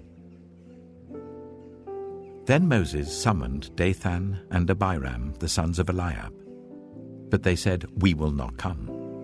Isn't it enough that you have brought us up out of a land flowing with milk and honey to kill us in the wilderness? And now you also want to lord it over us? Moreover, you haven't brought us into a land flowing with milk and honey, or given us an inheritance of fields and vineyards. Do you want to treat these men like slaves? No, we will not come." Then Moses became very angry and said to the Lord, "Do not accept their offering. I have not taken so much as a donkey from them, nor have I wronged any of them." Moses said to Korah, "You and your followers are to appear before the Lord tomorrow, you and they and Aaron. Each man is to take his censer and put incense in it, 250 censers in all, and present it before the Lord. You and Aaron are to present your censers also." So each of them took his censer, put burning coals and incense in it, and stood with Moses and Aaron at the entrance to the tent of meeting. When Korah had gathered all his followers in opposition to them at the entrance to the tent of meeting, the glory of the Lord appeared to the entire assembly. The Lord said to Moses and Aaron, "Separate yourselves from this assembly, so that I can put an end to them at once." But Moses and Aaron fell face down and cried out, "O God, the God who gives breath to all living things, will you be angry with the entire assembly when only one man sins?" Then the Lord said to Moses, "Say to the assembly, move away from the tents of Korah, Dathan, and Abiram." Moses got up and went to Dathan and Abiram, and the elders of Israel followed him. He warned the assembly, "Move back from the tents of these wicked men. Do not touch anything belonging to them, or you will be swept away because of all their sins." So they moved away from the tents of Korah, Dathan, and Abiram. Dathan and Abiram had come out and were standing with their wives, children, and little ones at the entrances to their tents. Then Moses said, "This is how you will know that the Lord has sent me to do all these things, and that it was not my idea. If these men die a natural death and suffer the fate of all mankind, then the Lord has not sent me. But if the Lord brings about something totally new, and the earth opens its mouth and swallows them, with everything that belongs to them, and they go down alive into the realm of the dead, then you will know that these men have treated the Lord with contempt." As soon as he finished saying all this, the ground under them split apart, and the earth opened its mouth and swallowed them and their households, and all those associated with Korah, together with their possessions. They went down alive into the realm of the dead, with everything they owned. The earth closed over them, and they perished, and were gone from the community. At their cries, all the Israelites around them fled, shouting, "The earth is going to swallow us too." And fire came out from the Lord, and consumed the 250 men who were offering the incense. The Lord said to Moses, "Tell Eleazar, son of Aaron the priest, to remove the censers from the charred remains and scatter the coals some distance away, for the censers are holy, the censers of the men who sinned at the cost of their lives. Hammer the censers into sheets to overlay the altar, for they were presented before the Lord and have become holy. Let them be a sign to the Israelites." So Eleazar the priest collected the bronze censers brought by those who had been burned to death, and he had them hammered out to overlay the altar, as the Lord directed him through Moses. This was to remind the Israelites that no one except a descendant of Aaron should come to burn incense before the Lord, or he would become like Korah and his followers. The next day, the whole Israelite community grumbled against Moses and Aaron. "You have killed the Lord's people," they said. But when the assembly gathered in opposition to Moses and Aaron and turned towards the tent of meeting, suddenly the cloud covered it, and the glory of the Lord appeared. Then Moses and Aaron went to the front of the tent of meeting, and the Lord said to Moses, "Get away from this assembly, so that I can put an end to them at once." And they fell face down. Then Moses said to Aaron, "Take your censer and put incense in it, along with burning coals from the altar, and hurry to the assembly to make atonement for them. Wrath has come out from the Lord. The plague has started." So Aaron did as Moses said and ran into the midst of the assembly. The plague had already started among the people, but Aaron offered the incense and made atonement for them. He stood between the living and the dead, and the plague stopped. But 14,700 people died from the plague, in addition to those who had died because of Korah. Then Aaron returned to Moses at the entrance to the tent of meeting, for the plague had stopped. Numbers chapter 17. The Lord said to Moses, "Speak to the Israelites and get 12 staffs from them, one from the leader of each of their ancestral tribes. Write the name of each man on his staff. On the staff of Levi, write Aaron's name, for there must be one staff for the head of each ancestral tribe. Place them in the tent of meeting in front of the Ark of the Covenant law, where I meet with you. The staff belonging to the man I choose will sprout, and I will rid myself of this constant grumbling against you by the Israelites." So Moses spoke to the Israelites, and their leaders gave him 12 staffs, one for the leader of each of their ancestral tribes, and Aaron's staff was among them. Moses placed the staffs before the Lord in the tent of the covenant law. The next day, Moses entered the tent and saw that Aaron's staff, which represented the tribe of Levi, had not only sprouted, but had budded, blossomed, and produced almonds. Then Moses brought out all the staffs from the Lord's presence to all the Israelites. They looked at them, and each of the leaders took his own staff. The Lord said to Moses, "Put back Aaron's staff in front of the Ark of the Covenant law, to be kept as a sign to the rebellious. This will put an end to their grumbling against me, so that they will not die." Moses did just as the Lord commanded him.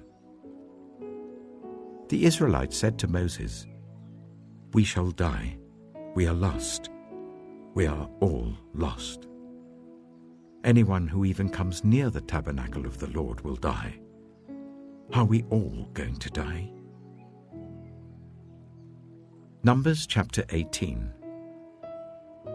The Lord said to Aaron, "You, your sons, and your family are to bear the responsibility for offenses connected with the sanctuary, and you and your sons alone are to bear the responsibility for offenses connected with the priesthood.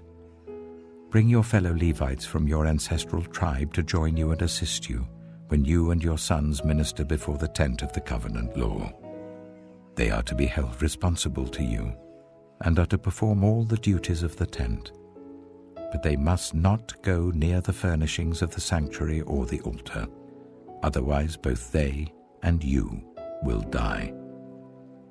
They are to join you and be responsible for the care of the tent of meeting, all the work at the tent, and no one else may come near where you are. You are to be responsible for the care of the sanctuary and the altar, so that my wrath will not fall on the Israelites again. I myself have selected your fellow Levites from among the Israelites as a gift to you, dedicated to the Lord to do the work at the tent of meeting. But only you and your sons may serve as priests in connection with everything at the altar and inside the curtain. I am giving you the service of the priesthood as a gift.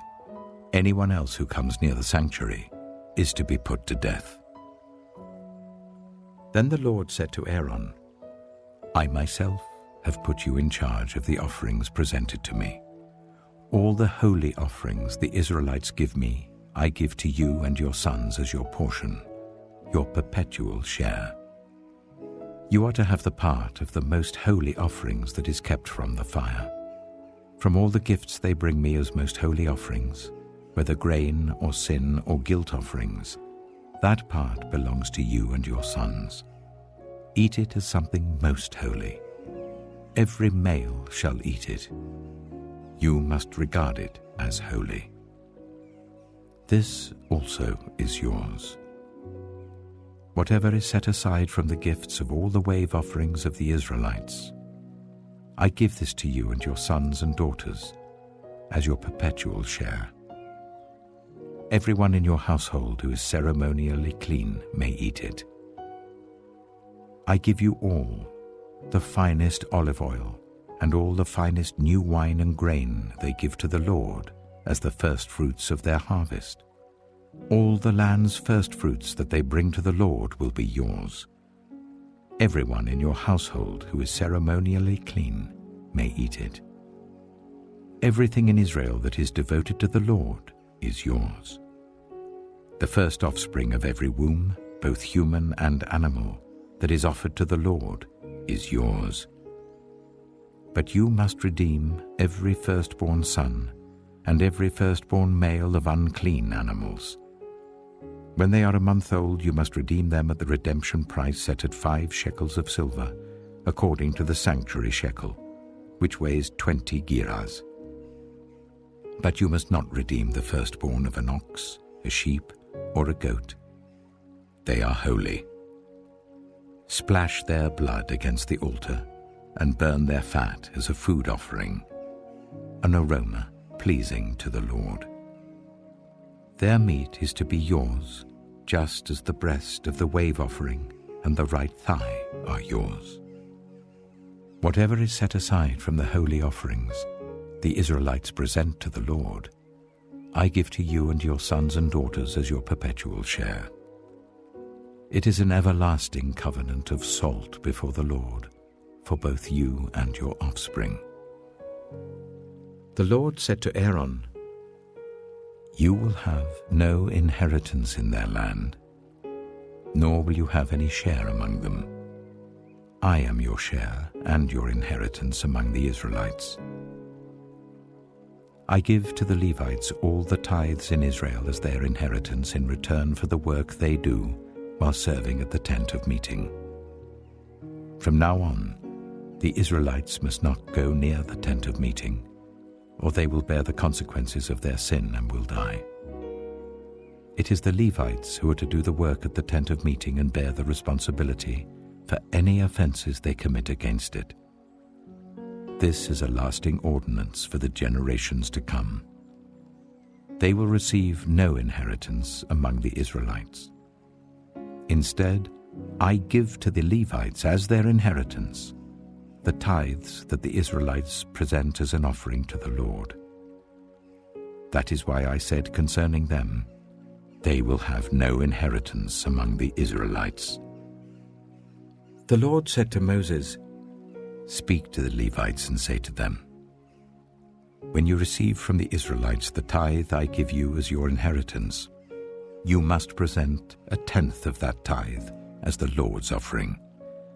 Your offering will be reckoned to you as grain from the threshing floor or juice from the winepress.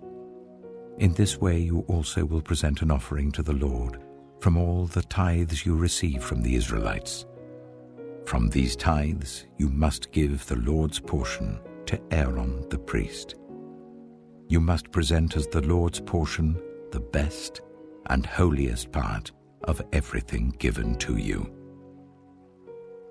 Say to the Levites, when you present the best part, it will be reckoned to you as the product of the threshing floor or the winepress. You and your households may eat the rest of it anywhere, for it is your wages for your work at the tent of meeting. By presenting the best part of it, you will not be guilty in this matter. Then you will not defile the holy offerings of the Israelites, and you will not die. Numbers chapter 19. The Lord said to Moses and Aaron, "This is a requirement of the law that the Lord has commanded. Tell the Israelites to bring you a red heifer without defect or blemish, and that has never been under a yoke. Give it to Eleazar the priest. It is to be taken outside the camp and slaughtered in his presence. Then Eleazar the priest is to take some of its blood on his finger and sprinkle it 7 times towards the front of the tent of meeting. While he watches, the heifer is to be burned, its hide, flesh, blood, and intestines. The priest is to take some cedar wood, hyssop, and scarlet wool and throw them onto the burning heifer. After that, the priest must wash his clothes and bathe himself with water. He may then come into the camp, but he will be ceremonially unclean till evening. The man who burns it must also wash his clothes and bathe with water, and he too will be unclean till evening. A man who is clean shall gather up the ashes of the heifer and put them in a ceremonially clean place outside the camp. They are to be kept by the Israelite community for use in the water of cleansing. It is for purification from sin. The man who gathers up the ashes of the heifer must also wash his clothes, and he too will be unclean till evening. This will be a lasting ordinance both for the Israelites and for the foreigners residing among them. Whoever touches a human corpse will be unclean for 7 days. They must purify themselves with the water on the 3rd day and on the 7th day. Then they will be clean. But if they do not purify themselves on the 3rd and 7th day, they will not be clean. If they fail to purify themselves after touching a human corpse, they defile the Lord's tabernacle. They must be cut off from Israel. Because the water of cleansing has not been sprinkled on them, they are unclean. Their uncleanness remains on them. This is the law that applies when a person dies in a tent. Anyone who enters the tent and anyone who is in it will be unclean for 7 days. And every open container without a lid fastened on it will be unclean. Anyone out in the open who touches someone who has been killed with a sword, or someone who has died a natural death, or anyone who touches a human bone or a grave, will be unclean for 7 days. For the unclean person, put some ashes from the burned purification offering into a jar and pour fresh water over them. Then a man who is ceremonially clean is to take some hyssop, dip it in the water and sprinkle the tent and all the furnishings and the people who were there.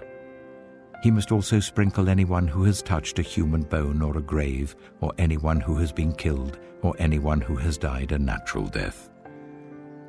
The man who is clean is to sprinkle those who are unclean on the 3rd and 7th days, and on the 7th day he is to purify them. Those who are being cleansed must wash their clothes and bathe with water, and that evening they will be clean.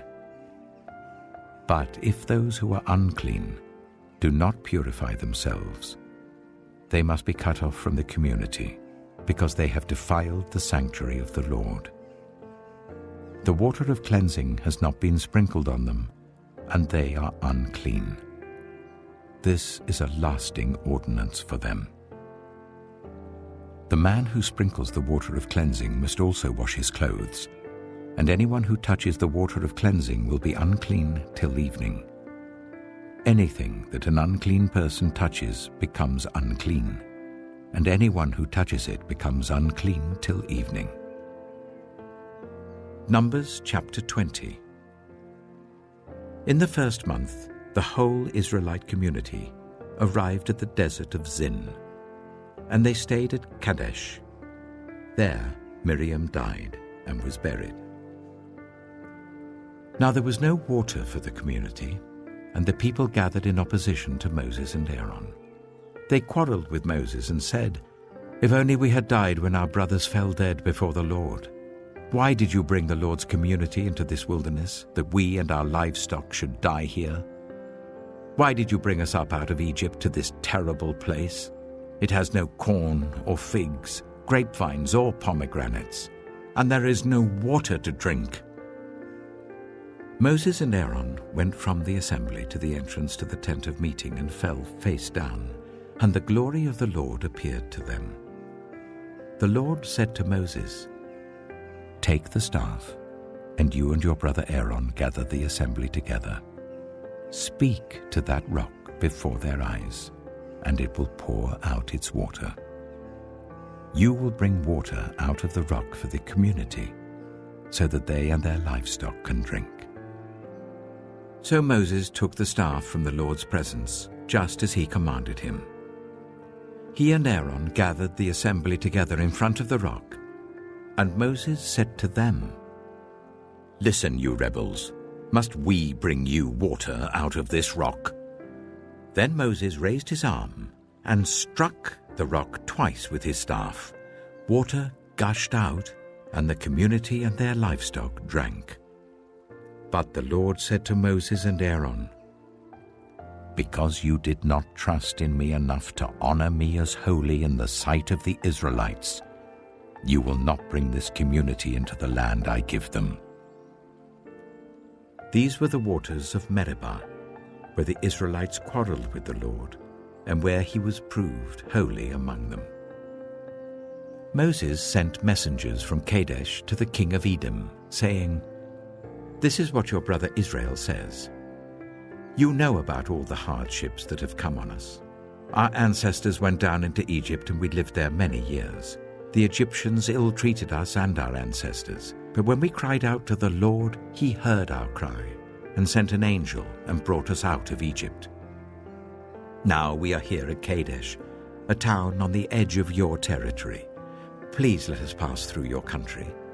We will not go through any field or vineyard or drink water from any well. We will travel along the king's highway and not turn to the right or to the left until we have passed through your territory." But Edom answered, "You may not pass through here. If you try, we will march out and attack you with the sword." The Israelites replied, "We will go along the main road, and if we or our livestock drink any of your water, we will pay for it. We only want to pass through on foot, nothing else." Again they answered, "You may not pass through." Then Edom came out against them with a large and powerful army. Since Edom refused to let them go through their territory, Israel turned away from them. The whole Israelite community set out from Kadesh and came to Mount Hor. At Mount Hor, near the border of Edom, the Lord said to Moses and Aaron, "Aaron will be gathered to his people. He will not enter the land I give the Israelites, because both of you rebelled against my command at the waters of Meribah. Call Aaron and his son Eleazar, and take them up Mount Hor. Remove Aaron's garments and put them on his son Eleazar, for Aaron will be gathered to his people. He will die there." Moses did as the Lord commanded. They went up Mount Hor in the sight of the whole community. Moses removed Aaron's garments and put them on his son Eleazar, and Aaron died there on top of the mountain. Then Moses and Eleazar came down from the mountain. And when the whole community learned that Aaron had died, all the Israelites mourned for him 30 days. Numbers chapter 21. When the Canaanite king of Arad, who lived in the Negev, heard that Israel was coming along the road to Atharim, he attacked the Israelites and captured some of them. Then Israel made this vow to the Lord: "If you will deliver these people into our hands, we will totally destroy their cities." The Lord listened to Israel's plea and gave the Canaanites over to them. They completely destroyed them and their towns. So the place was named Hormah. They traveled from Mount Hor along the route to the Red Sea to go round Edom. But the people grew impatient on the way. They spoke against God and against Moses and said, "Why have you brought us up out of Egypt to die in the wilderness? There is no bread, there is no water, and we detest this miserable food." Then the Lord sent venomous snakes among them. They bit the people, and many Israelites died. The people came to Moses and said, "We sinned when we spoke against the Lord and against you. Pray that the Lord will take the snakes away from us." So Moses prayed for the people. The Lord said to Moses, "Make a snake and put it up on a pole. Anyone who is bitten can look at it and live." So Moses made a bronze snake and put it up on a pole. Then when anyone was bitten by a snake and looked at the bronze snake, they lived. The Israelites moved on and camped at Oboth. Then they set out from Oboth and camped in Abarim, in the wilderness that faces Moab towards the sunrise. From there they moved on and camped in the Zered Valley. They set out from there and camped alongside the Arnon, which is in the wilderness extending into Amorite territory. The Arnon is the border of Moab, between Moab and the Amorites. That is why the book of the wars of the Lord says, "Zahab in Zuphah and the ravines, the Arnon and the slopes of the ravines that lead to the settlement of Ar, and lie along the border of Moab." From there they continued on to Beor, the well where the Lord said to Moses, "Gather the people together, and I will give them water." Then Israel sang this song: "Spring up, O well, sing about it, about the well that the princes dug, that the nobles of the people sank, the nobles with scepters and staffs." Then they went from the wilderness to Mattanah, from Mattanah to Nahaliel, from Nahaliel to Bamoth, and from Bamoth to the valley in Moab, where the top of Pisgah overlooks the wasteland. Israel sent messengers to say to Sihon, king of the Amorites, "Let us pass through your country. We will not turn aside into any field or vineyard or drink water from any well. We will travel along the king's highway until we have passed through your territory." But Sihon would not let Israel pass through his territory. He mustered his entire army and marched out into the wilderness against Israel. When he reached Jahaz, he fought with Israel. Israel, however, put him to the sword and took over his land from the Arnon to the Jabbok, but only as far as the Ammonites, because their border was fortified. Israel captured all the cities of the Amorites and occupied them, including Heshbon and all its surrounding settlements. Heshbon was the city of Sihon, king of the Amorites, who had fought against the former king of Moab and had taken from him all his land as far as the Arnon. That is why the poets say, "Come to Heshbon and let it be rebuilt. Let Sihon's city be restored." Fire went out from Heshbon, a blaze from the city of Sihon. It consumed Ar of Moab, the citizens of Arnon's heights. Woe to you, Moab! You are destroyed, people of Chemosh. He has given up his sons as fugitives and his daughters as captives to Sihon, king of the Amorites. But we have overthrown them. Heshbon's dominion has been destroyed all the way to Dibon, and we have demolished them as far as Nophah, which extends to Medeba. So Israel settled in the land of the Amorites. After Moses had sent spies to Jazer, the Israelites captured its surrounding settlements and drove out the Amorites who were there. Then they turned and went up along the road towards Bashan.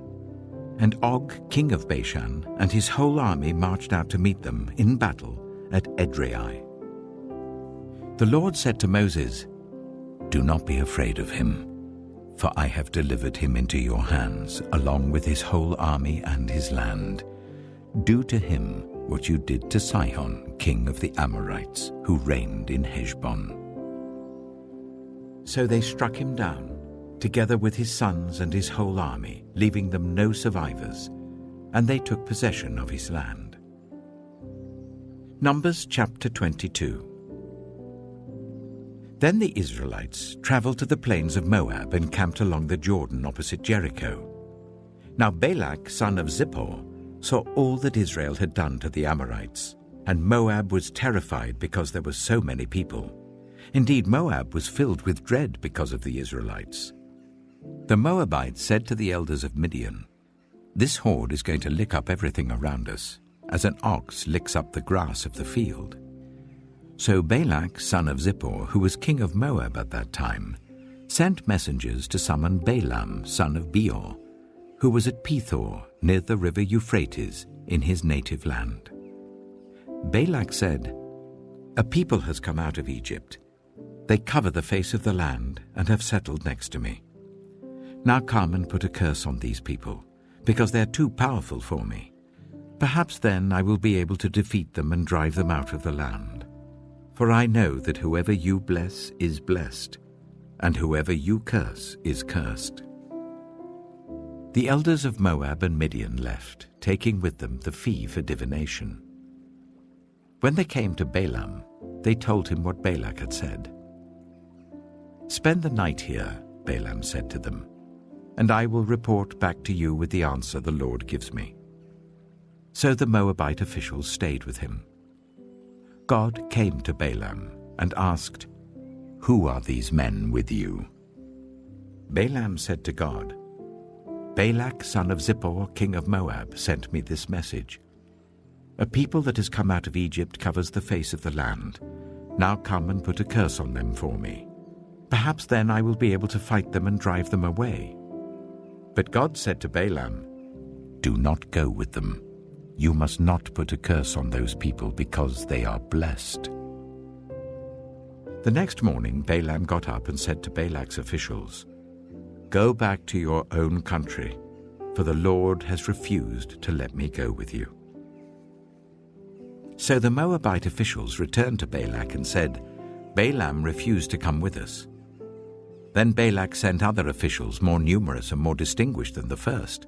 They came to Balaam and said, "This is what Balak son of Zippor says. Do not let anything keep you from coming to me, because I will reward you handsomely and do whatever you say.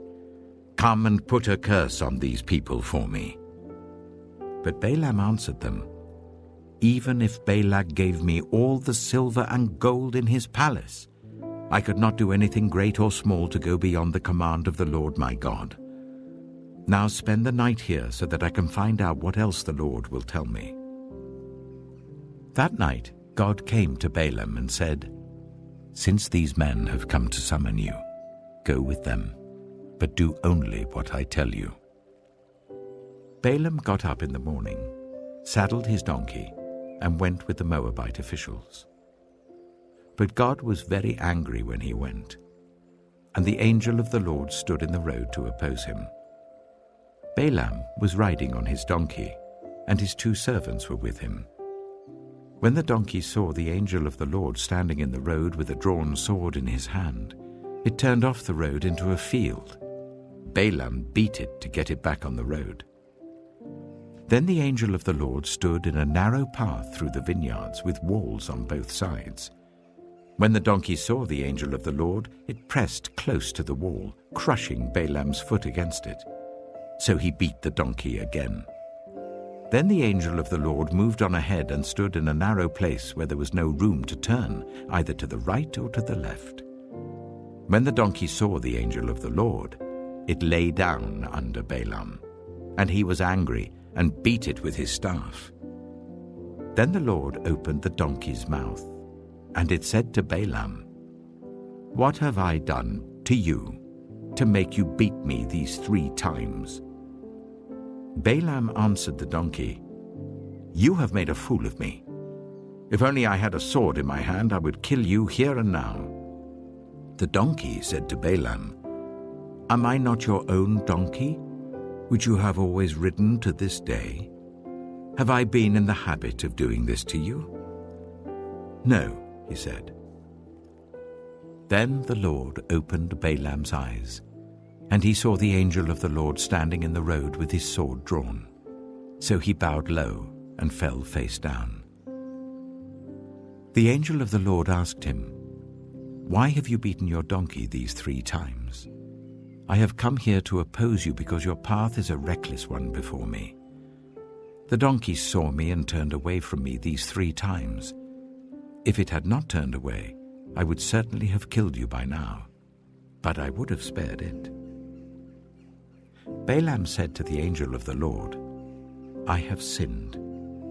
I did not realize you were standing in the road to oppose me. Now, if you are displeased, I will go back." The angel of the Lord said to Balaam, "Go with the men, but speak only what I tell you." So Balaam went with Balak's officials. When Balak heard that Balaam was coming, he went out to meet him at the Moabite town on the Arnon border, at the edge of his territory. Balak said to Balaam, "Did I not send you an urgent summons? Why didn't you come to me? Am I really not able to reward you?" "Well, I've come to you now," Balaam replied, "but I can't say whatever I please. I must speak only what God puts in my mouth." Then Balaam went with Balak to Kiriath-Huzoth. Balak sacrificed cattle and sheep and gave some to Balaam and the officials who were with him. The next morning, Balak took Balaam up to Bamoth Baal, and from there he could see the outskirts of the Israelite camp. Numbers chapter 23. Balaam said, "Build me 7 altars here and prepare 7 bulls and 7 rams for me." Balak did as Balaam said, and the 2 of them offered a bull and a ram on each altar. Then Balaam said to Balak, "Stay here beside your offering while I go aside. Perhaps the Lord will come to meet with me. Whatever he reveals to me, I will tell you." Then he went off to a barren height. God met with him, and Balaam said, "I have prepared 7 altars, and on each altar I have offered a bull and a ram." The Lord put a word in Balaam's mouth and said, "Go back to Balak and give him this word." So he went back to him and found him standing beside his offering with all the Moabite officials. Then Balaam spoke his message.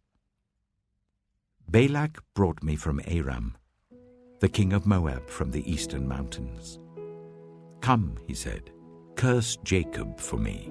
Come, denounce Israel." How can I curse those whom God has not cursed? How can I denounce those whom the Lord has not denounced? From the rocky peaks I see them, from the heights I view them. I see people who live apart and do not consider themselves one of the nations. Who can count the dust of Jacob, or number even a 1/4 of Israel? Let me die the death of the righteous, and may my final end be like theirs. Balak said to Balaam, "What have you done to me? I brought you to curse my enemies, but you have done nothing but bless them." He answered, "Must I not speak what the Lord puts in my mouth?" Then Balak said to him, "Come with me to another place where you can see them. You will not see them all, but only the outskirts of their camp, and from there curse them for me." So he took him to the field of Zophim on the top of Pisgah, and there he built 7 altars and offered a bull and a ram on each altar. Balaam said to Balak, "Stay here beside your offering while I meet with him over there." The Lord met with Balaam and put a word in his mouth and said, "Go back to Balak and give him this word." So he went to him and found him standing beside his offering with the Moabite officials. Balak asked him, "What did the Lord say?" Then he spoke his message. "Arise, Balak, and listen. Hear me, son of Zippor. God is not human that he should lie, not a human being that he should change his mind. Does he speak and then not act? Does he promise and not fulfill? I have received a command to bless. He has blessed, and I cannot change it. No misfortune is seen in Jacob, no misery observed in Israel. The Lord their God is with them. The shout of the king is among them. God brought them out of Egypt. They have the strength of a wild ox. There is no divination against Jacob, no evil omens against Israel. It will now be said of Jacob and of Israel, see what God has done. The people rise like a lioness. They rouse themselves like a lion that does not rest till it devours its prey and drinks the blood of its victims. Then Balak said to Balaam, neither curse them at all, nor bless them at all. Balaam answered, did I not tell you I must do whatever the Lord says? Then Balak said to Balaam, come, let me take you to another place. Perhaps it will please God to let you curse them for me from there. And Balak took Balaam to the top of Peor, overlooking the wasteland. Balaam said, build me 7 altars here, and prepare 7 bulls and 7 rams for me. Balak did as Balaam had said, and offered a bull and a ram on each altar. Numbers chapter 24. Now when Balaam saw that it pleased the Lord to bless Israel, he did not resort to divination as at other times, but turned his face toward the wilderness. When Balaam looked out and saw Israel encamped tribe by tribe, the Spirit of God came on him, and he spoke his message. The prophecy of Balaam, son of Beor, the prophecy of one whose eye sees clearly, the prophecy of one who hears the words of God, who sees a vision from the Almighty, who falls prostrate and whose eyes are opened. How beautiful are your tents, Jacob, your dwelling places, Israel. Like valleys they spread out, like gardens beside a river, like aloes planted by the Lord, like cedars beside the waters. Water will flow from their buckets, their seed will have abundant water. Their king will be greater than Agag, their kingdom will be exalted. God brought them out of Egypt, they have the strength of a wild ox. They devour hostile nations and break their bones in pieces. With their arrows they pierce them. Like a lion they crouch and lie down. Like a lioness. Who dares to rouse them? May those who bless you be blessed, and those who curse you be cursed. Then Balak's anger burned against Balaam. He struck his hands together and said to him, I summoned you to curse my enemies, but you have blessed them these 3 times. Now leave at once and go home. I said I would reward you handsomely, but the Lord has kept you from being rewarded. Balaam answered Balak, did I not tell the messengers you sent me?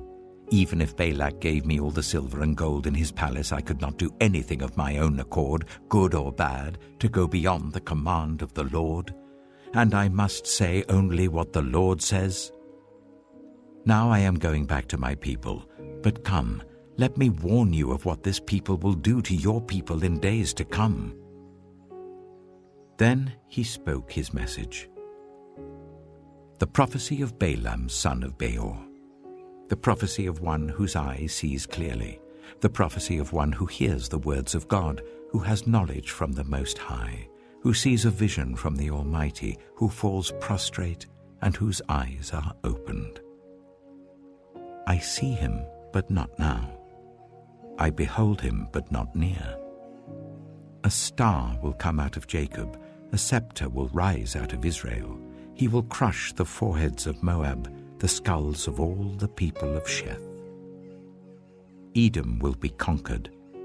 Seir, his enemy, will be conquered, but Israel will grow strong. A ruler will come out of Jacob and destroy the survivors of the city. Then Balaam saw Amalek and spoke his message. Amalek was first among the nations, but their end will be utter destruction. Then he saw the Kenites and spoke his message. Your dwelling place is secure, your nest is set in a rock, yet you Kenites will be destroyed when Ashur takes you captive. Then he spoke his message. Alas, who can live when God does this? Ships will come from the shores of Cyprus. They will subdue Ashur and Eber, but they too will come to ruin. Then Balaam got up and returned home, and Balak went his own way. Numbers chapter 25. While Israel was staying in Shittim, the men began to indulge in sexual immorality with Moabite women, who invited them to the sacrifices to their gods. The people ate the sacrificial meal and bowed down before these gods. So Israel yoked themselves to the Baal of Peor, and the Lord's anger burned against them. The Lord said to Moses, "Take all the leaders of these people, kill them, and expose them in broad daylight before the Lord, so that the Lord's fierce anger may turn away from Israel." So Moses said to Israel's judges, "Each of you must put to death those of your people who have yoked themselves to the Baal of Peor." Then an Israelite man brought into the camp a Midianite woman right before the eyes of Moses and the whole assembly of Israel, while they were weeping at the entrance to the tent of meeting. When Phinehas, son of Eleazar, the son of Aaron the priest, saw this, he left the assembly, took a spear in his hand, and followed the Israelite into the tent. He drove the spear into both of them, right through the Israelite man and into the woman's stomach. Then the plague against the Israelites was stopped. But those who died in the plague numbered 24,000. The Lord said to Moses, "Phinehas, son of Eleazar, the son of Aaron the priest, has turned my anger away from the Israelites. Since he was as zealous for my honor among them as I am, I did not put an end to them in my zeal. Therefore tell him, I am making my covenant of peace with him. He and his descendants will have a covenant of a lasting priesthood, because he was zealous for the honor of his God and made atonement for the Israelites." The name of the Israelite who was killed with the Midianite woman was Zimri, son of Salu, the leader of a Simeonite family. And the name of the Midianite woman who was put to death was Cozbi, daughter of Zur, a tribal chief of a Midianite family. The Lord said to Moses, "Treat the Midianites as enemies and kill them. They treated you as enemies when they deceived you in the Peor incident involving their sister Cozbi, the daughter of a Midianite leader, the woman who was killed when the plague came as a result of that incident." Numbers chapter 26. After the plague, the Lord said to Moses and Eleazar, son of Aaron the priest, "Take a census of the whole Israelite community by families, all those 20 years old or more who were able to serve in the army of Israel." So on the plains of Moab by the Jordan opposite Jericho, Moses and Eleazar the priest spoke with them and said, "Take a census of men 20 years old or more, as the Lord commanded Moses." These were the Israelites who came out of Egypt. The descendants of Reuben, the firstborn son of Israel, were, through Hanok, the Hanokite clan; through Palu, the Paluite clan; through Hezron, the Hezronite clan; through Carmi, the Carmite clan. These were the clans of Reuben. Those numbered were 43,730. The son of Palu was Eliab. the sons of Eliab were Nemuel, Dathan, and Abiram. The same Dathan and Abiram were the community officials who rebelled against Moses and Aaron, and were among Korah's followers when they rebelled against the Lord. The earth opened its mouth and swallowed them along with Korah, whose followers died when the fire devoured the 250 men. And they served as a warning sign. The line of Korah, however, did not die out. The descendants of Simeon by their clans were, through Nemuel, the Nemuelite clan, through Jamin, the Jaminite clan, through Jachin, the Jachinite clan, through Zerah, the Zerahite clan, through Sheol, the Sheolite clan. These were the clans of Simeon. Those numbered were 22,200. The descendants of Gad by their clans were, through Zephon, the Zephonite clan, through Haggai, the Haggite clan, through Shunai, the Shunite clan, through Ozni, the Oznite clan, through Eri, the Erite clan, through Arodai, the Arodite clan, through Areli, the Arelite clan. These were the clans of Gad. Those numbered were 40,500. And Onan were sons of Judah, but they died in Canaan. The descendants of Judah by their clans were, through Shelah, the Shelahite clan, through Perez, the Perezite clan, through Zerah, the Zerahite clan. The descendants of Perez were, through Hezron, the Hezronite clan, through Hamul, the Hamulite clan. These were the clans of Judah. Those numbered were 76,500.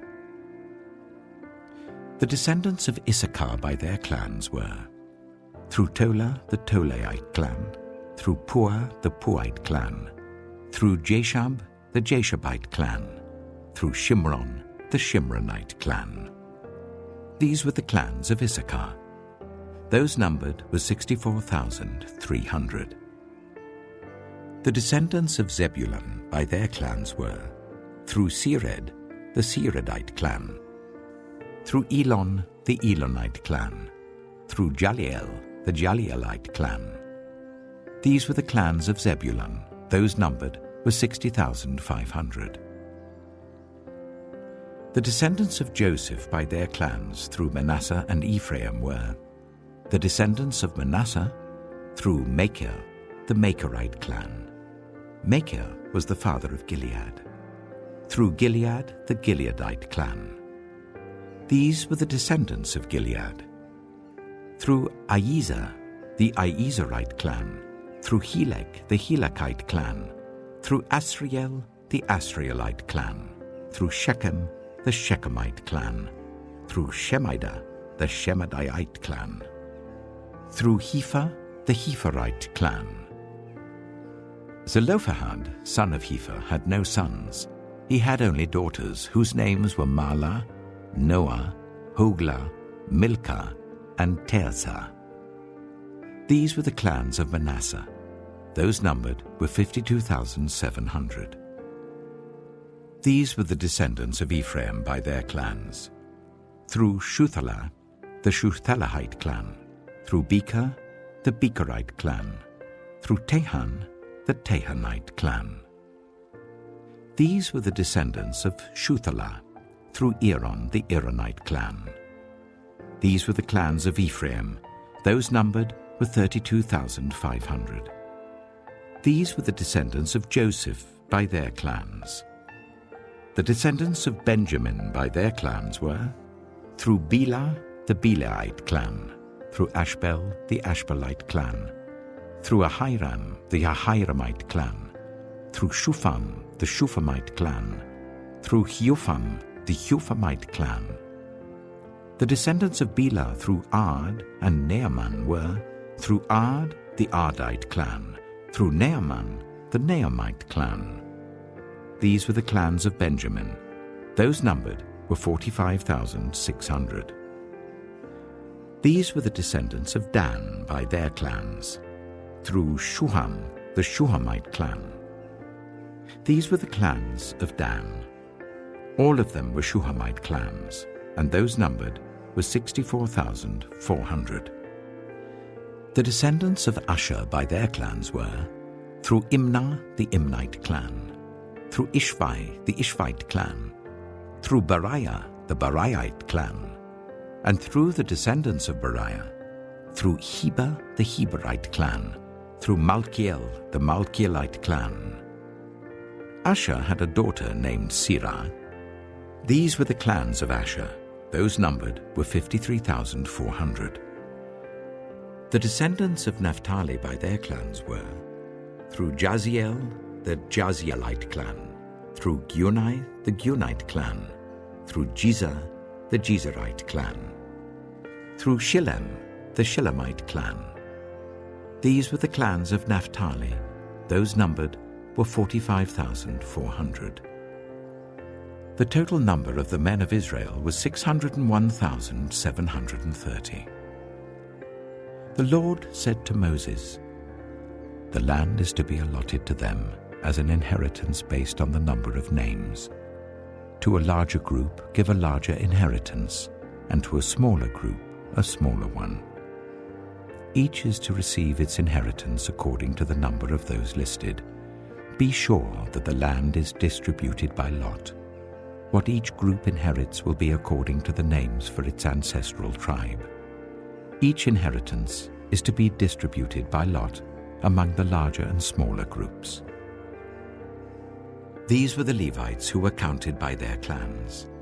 Through Gershon the Gershonite clan, through Kohath the Kohathite clan, through Merari the Merarite clan. These also were Levite clans, the Libnite clan, the Hebronite clan, the Malite clan, the Mushite clan, the Korahite clan. Kohath was the forefather of Amram. The name of Amram's wife was Jochebed, a descendant of Levi who was born to the Levites in Egypt. To Amram she bore Aaron, Moses, and their sister Miriam. Aaron was the father of Nadab and Abihu, Eleazar and Ithamar. But Nadab and Abihu died when they made an offering before the Lord with unauthorized fire. All the male Levites a month old or more numbered 23,000. They were not counted along with the other Israelites because they received no inheritance among them. These are the ones counted by Moses and Eleazar the priest when they counted the Israelites on the plains of Moab by the Jordan opposite Jericho. Not one of them was among those counted by Moses and Aaron the priest when they counted the Israelites in the desert of Sinai. For the Lord had told those Israelites they would surely die in the wilderness, and not one of them was left except Caleb, son of Jephunneh, and Joshua. Numbers chapter 27. The daughters of Zelophehad, son of Hepher, the son of Gilead, the son of Machir, the son of Manasseh, belonged to the clans of Manasseh, son of Joseph. The names of the daughters were Mahlah, Noah, Hoglah, Milcah, and Tirzah. They came forward and stood before Moses, Eleazar the priest, the leaders and the whole assembly at the entrance to the tent of meeting, and said, "Our father died in the wilderness. He was not among Korah's followers who banded together against the Lord, but he died for his own sin and left no sons. Why should our father's name disappear from his clan because he had no son? Give us property among our father's relatives." So Moses brought their case before the Lord, and the Lord said to him, "What Zelophehad's daughters are saying is right. You must certainly give them property as an inheritance among their father's relatives, and give their father's inheritance to them. Say to the Israelites, if a man dies and leaves no son, give his inheritance to his daughter. If he has no daughter, give his inheritance to his brothers. If he has no brothers, give his inheritance to his father's brothers. If his father had no brothers, give his inheritance to the nearest relative in his clan, that he may possess it. This is to have the force of law for the Israelites, as the Lord commanded Moses." Then the Lord said to Moses, Go up this mountain in the Abarim range, and see the land I have given the Israelites. After you have seen it, you too will be gathered to your people as your brother Aaron was. For when the community rebelled at the waters in the desert of Zin, both of you disobeyed my command to honor me as holy before their eyes. These were the waters of Meribah Kadesh in the desert of Zin. Moses said to the Lord, "May the Lord, the God who gives breath to all living things, appoint someone over this community to go out and come in before them, one who will lead them out and bring them in, so that the Lord's people will not be like sheep without a shepherd." So the Lord said to Moses, "Take Joshua, son of Nun, a man in whom is the spirit of leadership, and lay your hand on him. Make him stand before Eleazar the priest and the entire assembly, and commission him in their presence. Give him some of your authority, so that the whole Israelite community will obey him. He is to stand before Eleazar the priest, who will obtain decisions for him by inquiring of the Urim before the Lord. At his command, he and the entire community of the Israelites will go out, and at his command, they will come in." Moses did as the Lord commanded him. He took Joshua and made him stand before Eleazar the priest and the whole assembly. Then he laid his hands on him and commissioned him, as the Lord instructed through Moses. Numbers chapter 28. The Lord said to Moses, "Give this command to the Israelites, and say to them, Make sure that you present to me at the appointed time my food offerings as an aroma pleasing to me. Say to them, This is the food offering you are to present to the Lord. 2 lambs a year old without defect as a regular burnt offering each day. Offer 1 lamb in the morning and the other at twilight, together with a grain offering of 1/10 of an ephah of the finest flour, mixed with 1/4 of a hin of oil from pressed olives. This is the regular burnt offering instituted at Mount Sinai as a pleasing aroma, a food offering presented to the Lord. The accompanying drink offering is to be 1/4 of a hin of fermented drink with each lamb. Pour out the drink offering to the Lord at the sanctuary. Offer the 2nd lamb at twilight, along with the same kind of grain offering and drink offering that you offer in the morning. This is a food offering, an aroma pleasing to the Lord. On the Sabbath day, make an offering of 2 lambs a year old without defect, together with its drink offering, and a grain offering of 1/5 of an ephah of the finest flour mixed with olive oil. This is the burnt offering for every Sabbath, in addition to the regular burnt offering and its drink offering. On the 1st of every month, present to the Lord a burnt offering of 2 young bulls, 1 ram, and 7 male lambs a year old, all without defect. With each bull there is to be a grain offering of 3/10 of an ephah of the finest flour mixed with oil. With the ram, a grain offering of 1/5 of an ephah of the finest flour mixed with oil. And with each lamb, a grain offering of 1/10 of an ephah of the finest flour mixed with oil. This is for a burnt offering, a pleasing aroma, a food offering presented to the Lord. With each bull, there is to be a drink offering of 1/2 a hin of wine. With a ram, 1/3 of a hin, and with each lamb, 1/4 of a hin.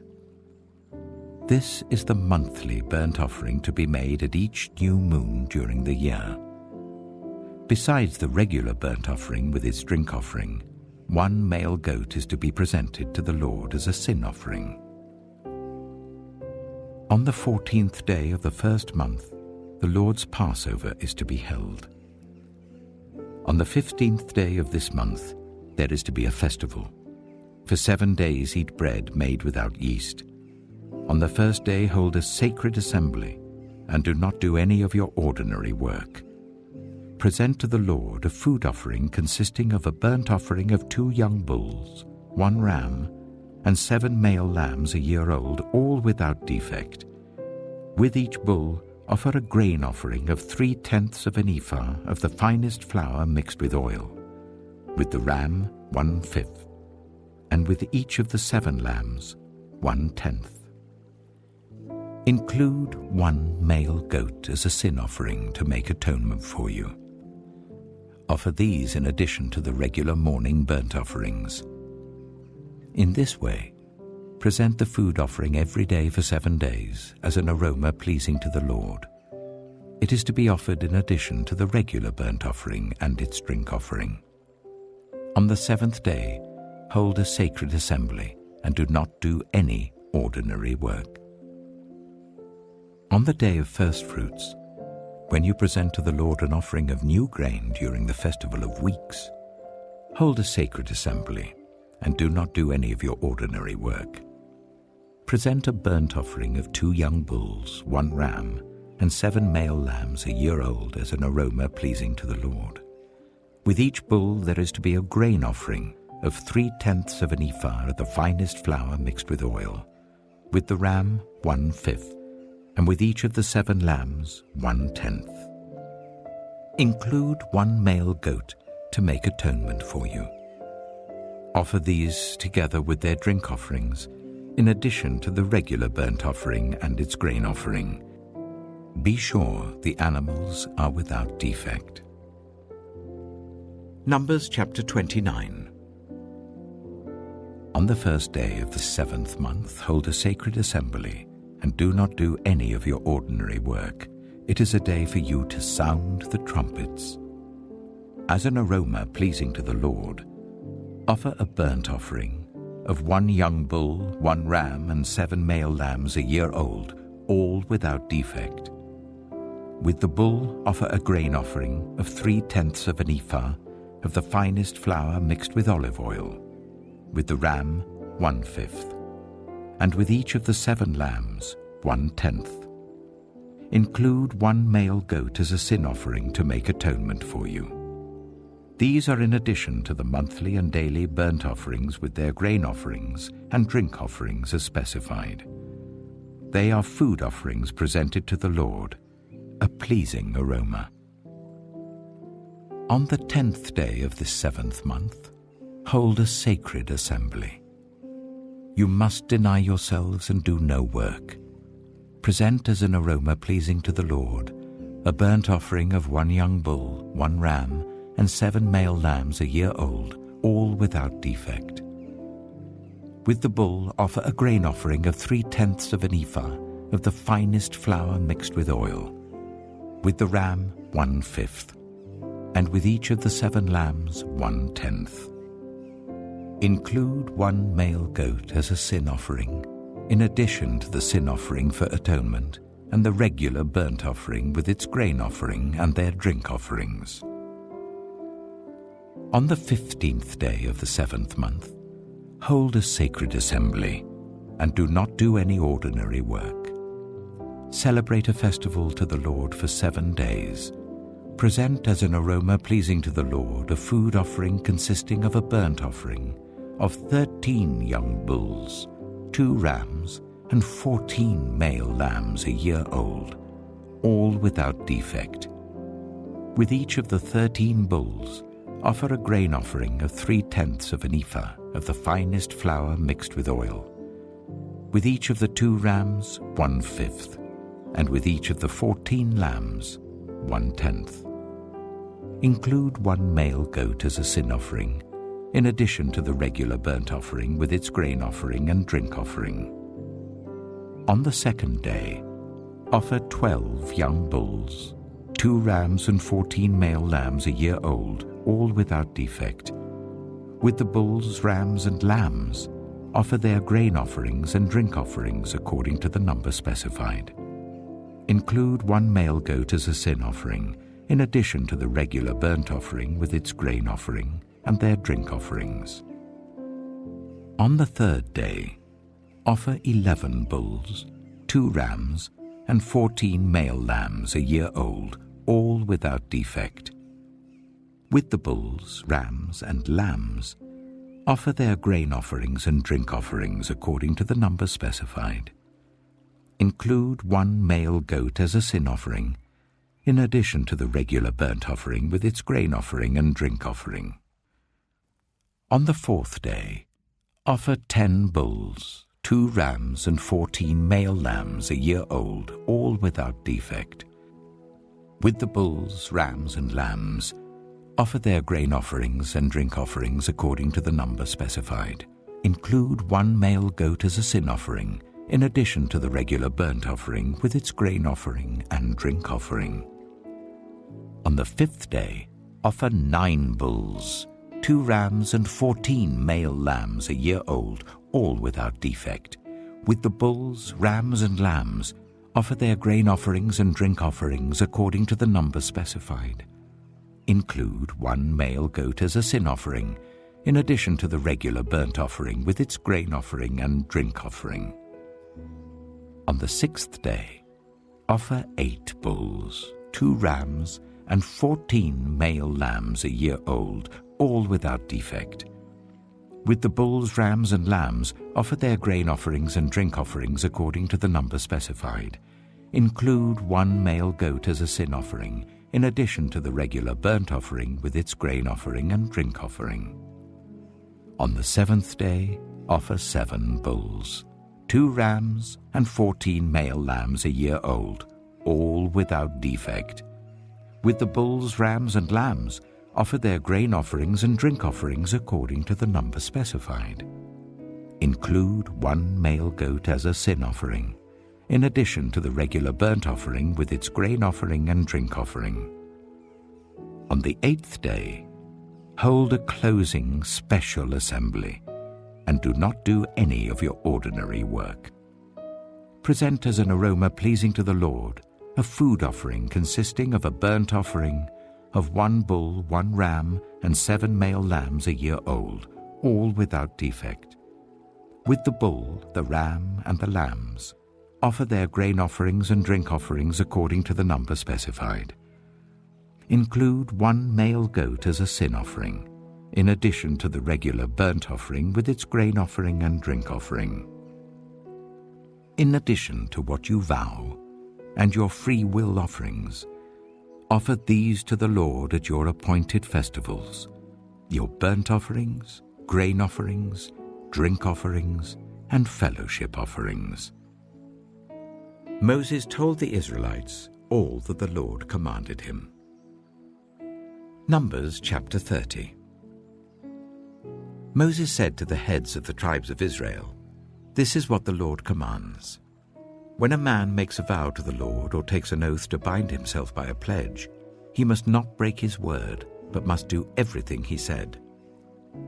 When a young woman still living in her father's household makes a vow to the Lord or binds herself by a pledge, and her father hears about her vow or pledge, but says nothing to her, then all her vows and every pledge by which she bound herself will stand.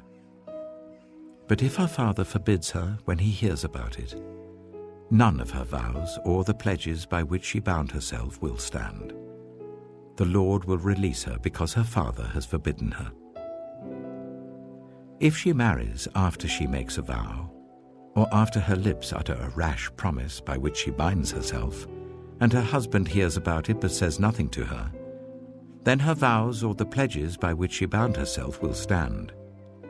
But if her husband forbids her when he hears about it, he nullifies the vow that binds her, or the rash promise by which she binds herself, and the Lord will release her.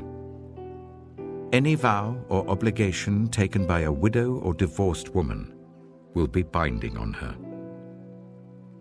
If a woman living with her husband makes a vow or binds herself by a pledge under oath, and her husband hears about it but says nothing to her and does not forbid her, then all her vows or the pledges by which she bound herself will stand.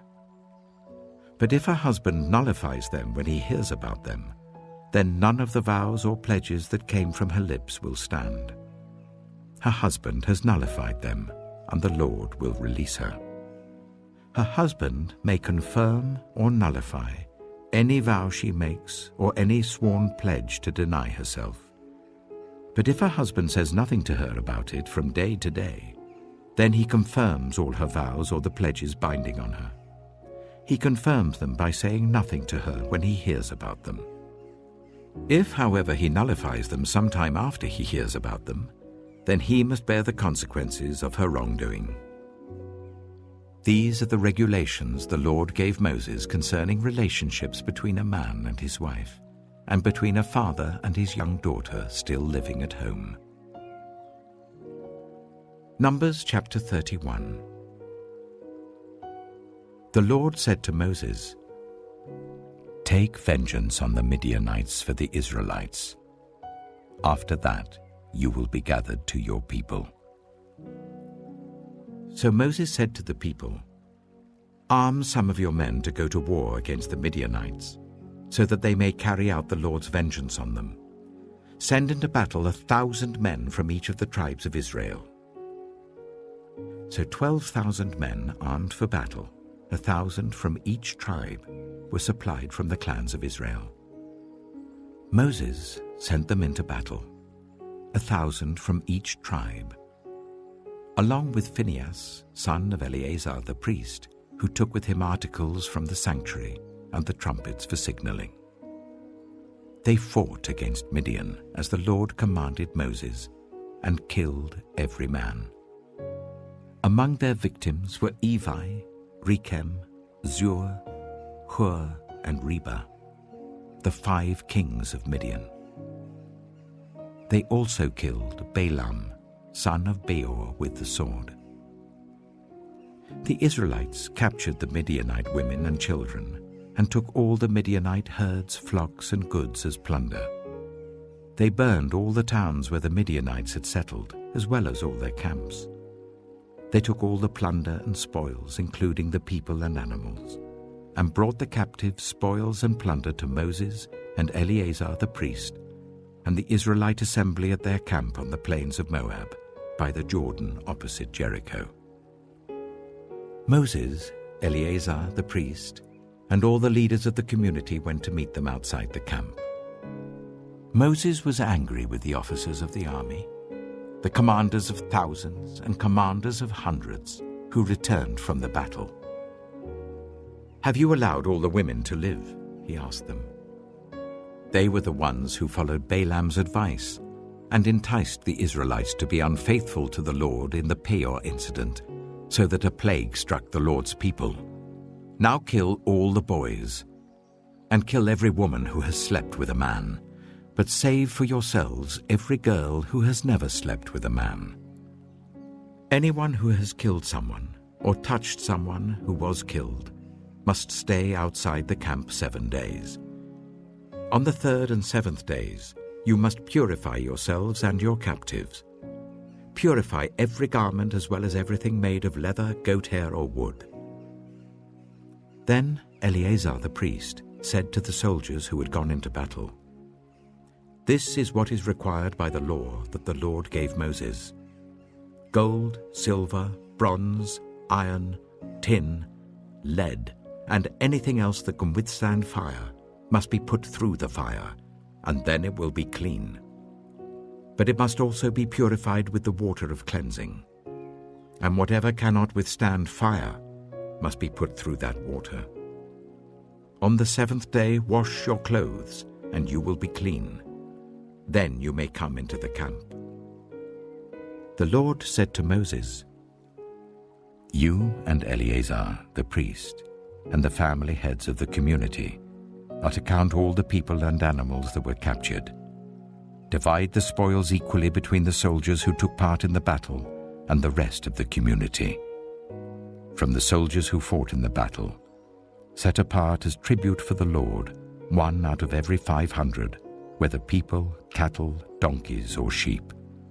Take this tribute from their half share and give it to Eleazar the priest as the Lord's part.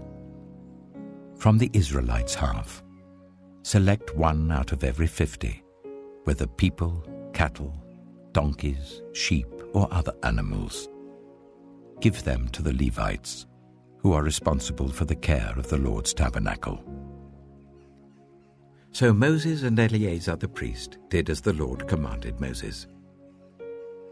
The plunder remaining from the spoils that the soldiers took was 675,000 sheep, 72,000 cattle, 61,000 donkeys, and 32,000 women who had never slept with a man.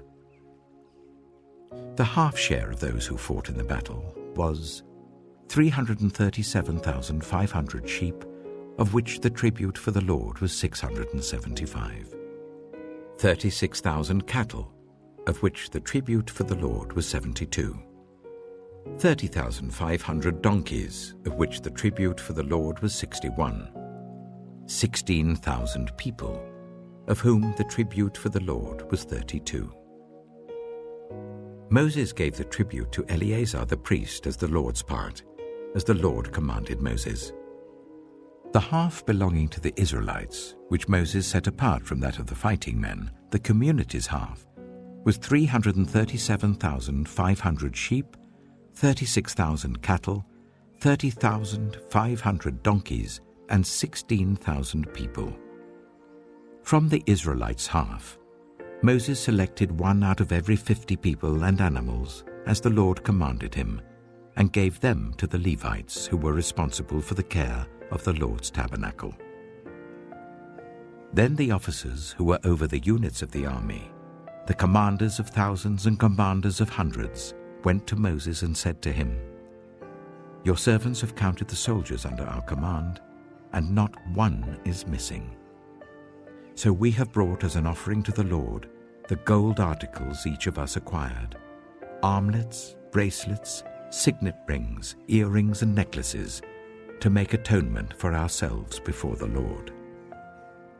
Moses and Eleazar the priest accepted from them the gold, all the handcrafted articles. All the gold from the commanders of thousands and commanders of hundreds that Moses and Eleazar presented as a gift to the Lord weighed 16,750 shekels. Each soldier had taken plunder for himself. Moses and Eleazar the priest accepted the gold from the commanders of thousands and commanders of hundreds and brought it into the tent of meeting as a memorial for the Israelites before the Lord. Numbers chapter 32. The Reubenites and Gadites, who had very large herds and flocks, saw that the lands of Jazer and Gilead were suitable for livestock.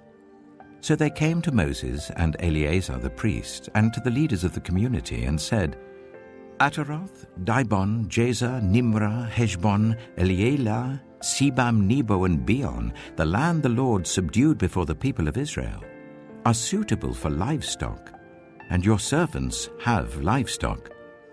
If we have found favor in your eyes," they said, "let this land be given to your servants as our possession. Do not make us cross the Jordan." Moses said to the Gadites and Reubenites, "Should your fellow Israelites go to war while you sit here?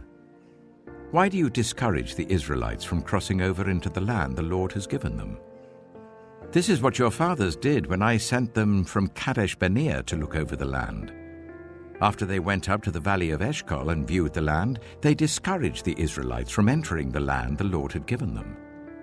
The Lord's anger was aroused that day, and he swore this oath: because they have not followed me wholeheartedly, not one of those who were 20 years old or more when they came up out of Egypt will see the land I promised on oath to Abraham, Isaac, and Jacob, not one, except Caleb, son of Jephunneh, the Kenizzite, and Joshua, son of Nun, for they followed the Lord wholeheartedly.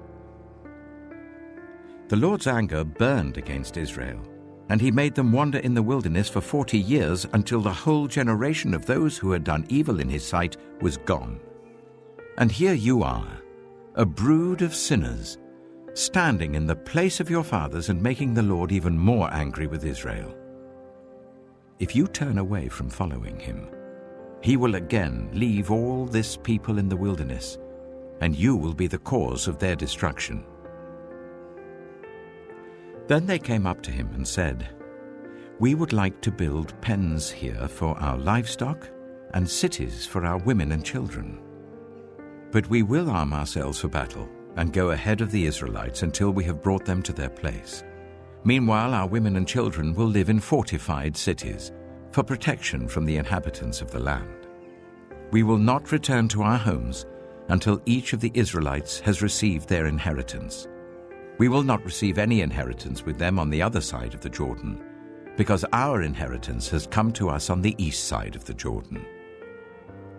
Then Moses said to them, "If you will do this, if you will arm yourselves before the Lord for battle, and if all of you who are armed cross over the Jordan before the Lord until he has driven his enemies out before him, then when the land is subdued before the Lord, you may return and be free from your obligation to the Lord and to Israel, and this land will be your possession before the Lord. But if you fail to do this, you will be sinning against the Lord, and you may be sure that your sin will find you out. Build cities for your women and children and pens for your flocks, but do what you have promised." The Gadites and Reubenites said to Moses, "We, your servants, will do as our Lord commands. Our children and wives, our flocks and herds, will remain here in the cities of Gilead. But your servants, every man who is armed for battle, will cross over to fight before the Lord, just as our Lord says." Then Moses gave orders about them to Eleazar the priest and Joshua son of Nun, and to the family heads of the Israelite tribes. He said to them, "If the Gadites and Reubenites, every man armed for battle, cross over the Jordan with you before the Lord, then when the land is subdued before you, you must give them the land of Gilead as their possession. But if they do not cross over with you armed, they must accept their possession with you in Canaan." The Gadites and Reubenites answered, "Your servants will do what the Lord has said. We will cross over before the Lord into Canaan armed, but the property we inherit will be on this side of the Jordan." Then Moses gave to the Gadites, the Reubenites, and the half-tribe of Manasseh, son of Joseph, the kingdom of Sihon, king of the Amorites, and the kingdom of Og, king of Bashan, the whole land with its cities and the territory around them. The Gadites built up Dibon, Ataroth, Aroah, Atroth-Shophan, Jazer, Jogbedah, Beth-Nimrah, and Beth-Haran as fortified cities, and built pens for their flocks. And the Reubenites rebuilt Heshbon, Elealeh, and Kiriathaim, as well as Nebo and Baal-Meon. These names were changed. And Sibmah. They gave names to the cities they rebuilt. The descendants of Machir, son of Manasseh, went to Gilead, captured it, and drove out the Amorites who were there. So Moses gave Gilead to the Machirites, the descendants of Manasseh, and they settled there. Jair, a descendant of Manasseh, captured their settlements and called them Havoth-Jair. And Nobah captured Kenath and its surrounding settlements and called it Nobah after himself. Numbers chapter 33. Here are the stages in the journey of the Israelites when they came out of Egypt by divisions under the leadership of Moses and Aaron. At the Lord's command, Moses recorded the stages in their journey. This is their journey by stages. The Israelites set out from Ramesses on the 15th day of the first month, the day after the Passover. They marched out defiantly in full view of all the Egyptians, who were burying all their firstborn whom the Lord had struck down among them, for the Lord had brought judgment on their gods. The Israelites left Ramesses and camped at Succoth. They left Succoth and camped at Etham on the edge of the desert. They left Etham and turned back to Pi-hahiroth, to the east of Baal-zephon, and camped near Migdol. They left Pi-hahiroth and passed through the sea into the desert, and when they had traveled for 3 days in the desert of Etham, they camped at Marah.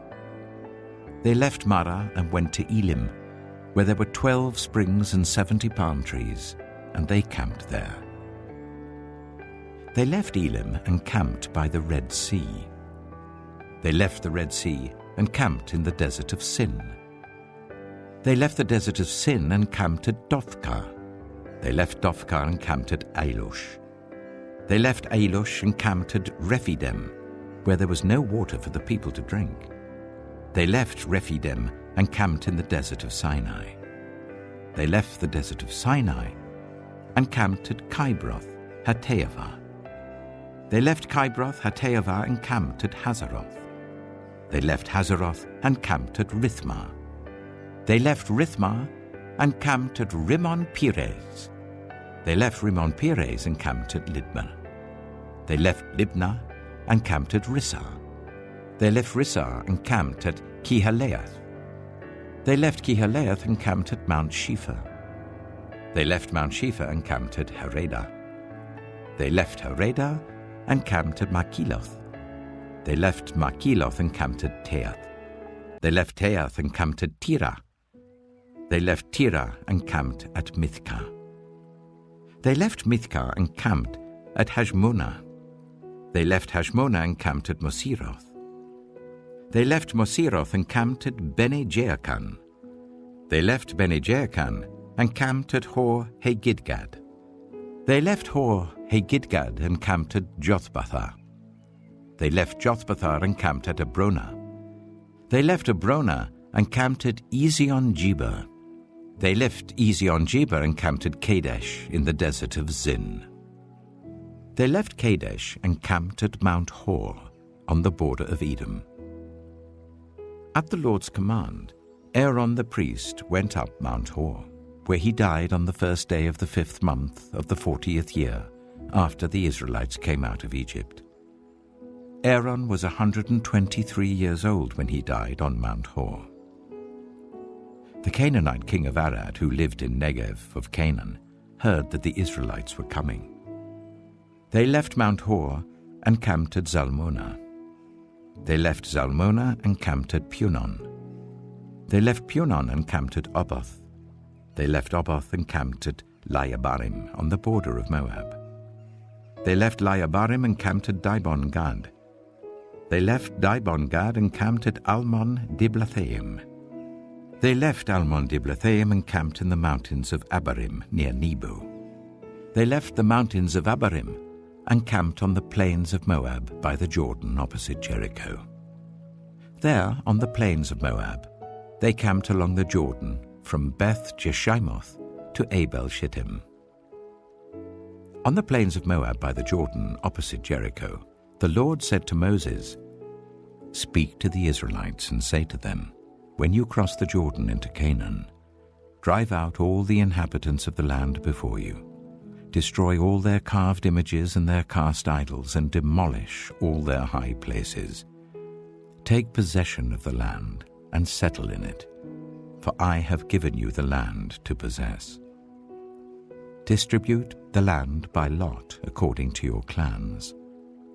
To a larger group give a larger inheritance, and to a smaller group a smaller one. Whatever falls to them by lot will be theirs. Distribute it according to your ancestral tribes. But if you do not drive out the inhabitants of the land, those you allow to remain will become barbs in your eyes and thorns in your sides. They will give you trouble in the land where you live, and then I will do to you what I plan to do to them." Numbers chapter 34. The Lord said to Moses, "Command the Israelites and say to them, when you enter Canaan, the land that will be allotted to you as an inheritance is to have these boundaries. Your southern side will include some of the desert of Zin along the border of Edom. Your southern boundary will start in the east from the southern end of the Dead Sea, cross south of Scorpion Pass, continue on to Zin, and go south of Kadesh Barnea. Then it will go to Hazar Adar and over to Asmon, where it will turn, join the Wadi of Egypt, and end at the Mediterranean Sea. Your western boundary will be the coast of the Mediterranean Sea. This will be your boundary on the west. For your northern boundary, run a line from the Mediterranean Sea to Mount Hor, and from Mount Hor to Lebo Hamath. Then the boundary will go to Zidad, continue to Ziphron, and end at Hazar Enan. This will be your boundary on the north. For your eastern boundary, run a line from Hazar-Enan to Shipham. The boundary will go from Shipham to Riblah on the east side of Ain, and continue along the slopes east of the Sea of Galilee. Then the boundary will go down along the Jordan and end at the Dead Sea. This will be your land, with its boundaries on every side. Moses commanded the Israelites, "Assign this land by lot as an inheritance. The Lord has ordered that it be given to the 9.5 tribes, because the families of the tribe of Reuben, the tribe of Gad, and the half-tribe of Manasseh have received their inheritance. These 2.5 tribes have received their inheritance east of the Jordan opposite Jericho towards the sunrise." The Lord said to Moses, "These are the names of the men who are to assign the land for you as an inheritance: Eleazar the priest and Joshua, son of Nun. And appoint one leader from each tribe to help assign the land. These are their names: Caleb, son of Jephunneh, from the tribe of Judah; Shemuel, son of Ammihud, from the tribe of Simeon; Elidad, son of Kislon, from the tribe of Benjamin; Bakai, son of Joglai, the leader from the tribe of Dan; Haniel, son of Ephod, the leader from the tribe of Manasseh, son of Joseph; Kemuel, son of Shiftan, the leader from the tribe of Ephraim, son of Joseph; Elizaphan, son of Parnak, the leader from the tribe of Zebulun; Paltiel, son of Azan, the leader from the tribe of Issachar; Ahihud, son of Shelomai, the leader from the tribe of Asher; Pedahel, son of Ammihud, the leader from the tribe of Naphtali. These are the men the Lord commanded to assign the inheritance to the Israelites in the land of Canaan. Numbers chapter 35. On the plains of Moab by the Jordan opposite Jericho, the Lord said to Moses, "Command the Israelites to give the Levites towns to live in from the inheritance the Israelites will possess, and give them pasture lands around the towns. Then they will have towns to live in and pasture lands for the cattle they own and all their other animals. The pasture lands around the towns that you give the Levites will extend 1,000 cubits from the town wall. Outside the town, measure 2,000 cubits on the east side, 2,000 on the south side, 2,000 on the west, and 2,000 on the north, with the town in the center. They will have this area as pasture land for the towns. 6 of the towns you give the Levites will be cities of refuge, to which a person who has killed someone may flee. In addition, give them 42 other towns. In all, you must give the Levites 48 towns, together with their pasture lands. The towns you give the Levites from the land the Israelites possess are to be given in proportion to the inheritance of each tribe. Take many towns from a tribe that has many, but few from one that has few." Then the Lord said to Moses, "Speak to the Israelites and say to them, when you cross the Jordan into Canaan, select some towns to be your cities of refuge, to which a person who has killed someone accidentally may flee. They will be places of refuge from the avenger, so that anyone accused of murder may not die before they stand trial before the assembly. These 6 towns you give will be your cities of refuge. Give 3 on this side of the Jordan and 3 in Canaan as cities of refuge. These 6 towns will be a place of refuge for Israelites and for foreigners residing among them, so that anyone who has killed another accidentally can flee there. If anyone strikes someone a fatal blow with an iron object, that person is a murderer. The murderer is to be put to death. Or if anyone is holding a stone and strikes someone a fatal blow with it, that person is a murderer. The murderer is to be put to death. Or if anyone is holding a wooden object and strikes someone a fatal blow with it, that person is a murderer. The murderer is to be put to death. The avenger of blood shall put the murderer to death. When the avenger comes upon the murderer, the avenger shall put the murderer to death. If anyone with malice aforethought pushes another, or throws something at them intentionally so that they die, or if out of enmity one person hits another with their fist so that the other dies, that person is to be put to death. That person is a murderer. The avenger of blood shall put the murderer to death when they meet. But if without enmity someone suddenly pushes another, or throws something at them unintentionally, or without seeing them drops on them a stone heavy enough to kill them and they die, then since that other person was not an enemy and no harm was intended, the assembly must judge between the accused and the avenger of blood according to these regulations. The assembly must protect the one accused of murder from the avenger of blood and send the accused back to the city of refuge to which they fled. The accused must stay there until the death of the high priest who was anointed with holy oil. But if the accused ever goes outside the limits of the city of refuge to which they fled, and the avenger of blood finds them outside the city, the avenger of blood may kill the accused without being guilty of murder. The accused must stay in the city of refuge until the death of the high priest. Only after the death of the high priest may they return to their own property. This is to have the force of law for you throughout the generations to come, wherever you live. Anyone who kills a person is to be put to death as a murderer only on the testimony of witnesses, but no one is to be put to death on the testimony of only one witness.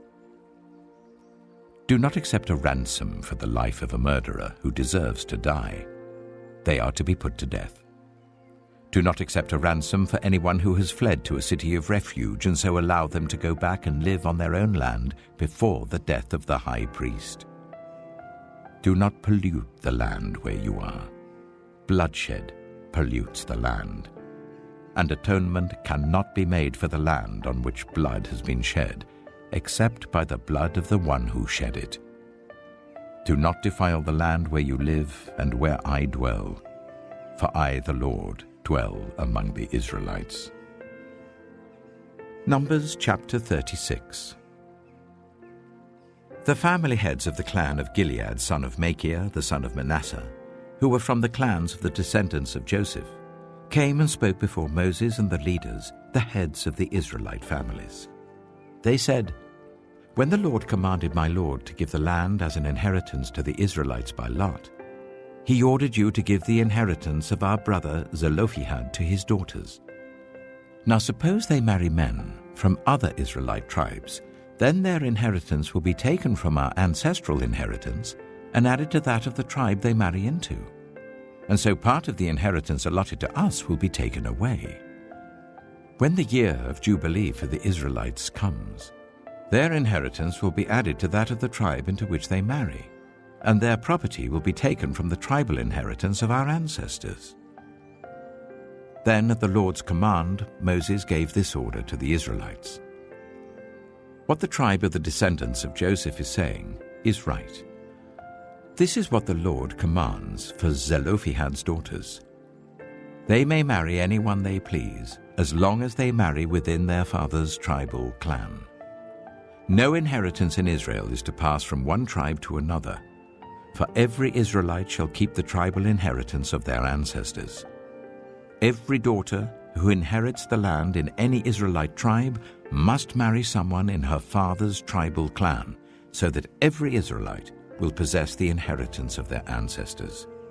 No inheritance may pass from one tribe to another, for each Israelite tribe is to keep the land it inherits. So Zelophehad's daughters did as the Lord commanded Moses. Zelophehad's daughters, Mahlah, Tirzah, Hoglah, Milcah, and Noah, married their cousins on their father's side. They married within the clans of the descendants of Manasseh son of Joseph, and their inheritance remained in their father's tribe and clan. These are the commands and regulations the Lord gave through Moses to the Israelites on the plains of Moab, by the Jordan opposite Jericho.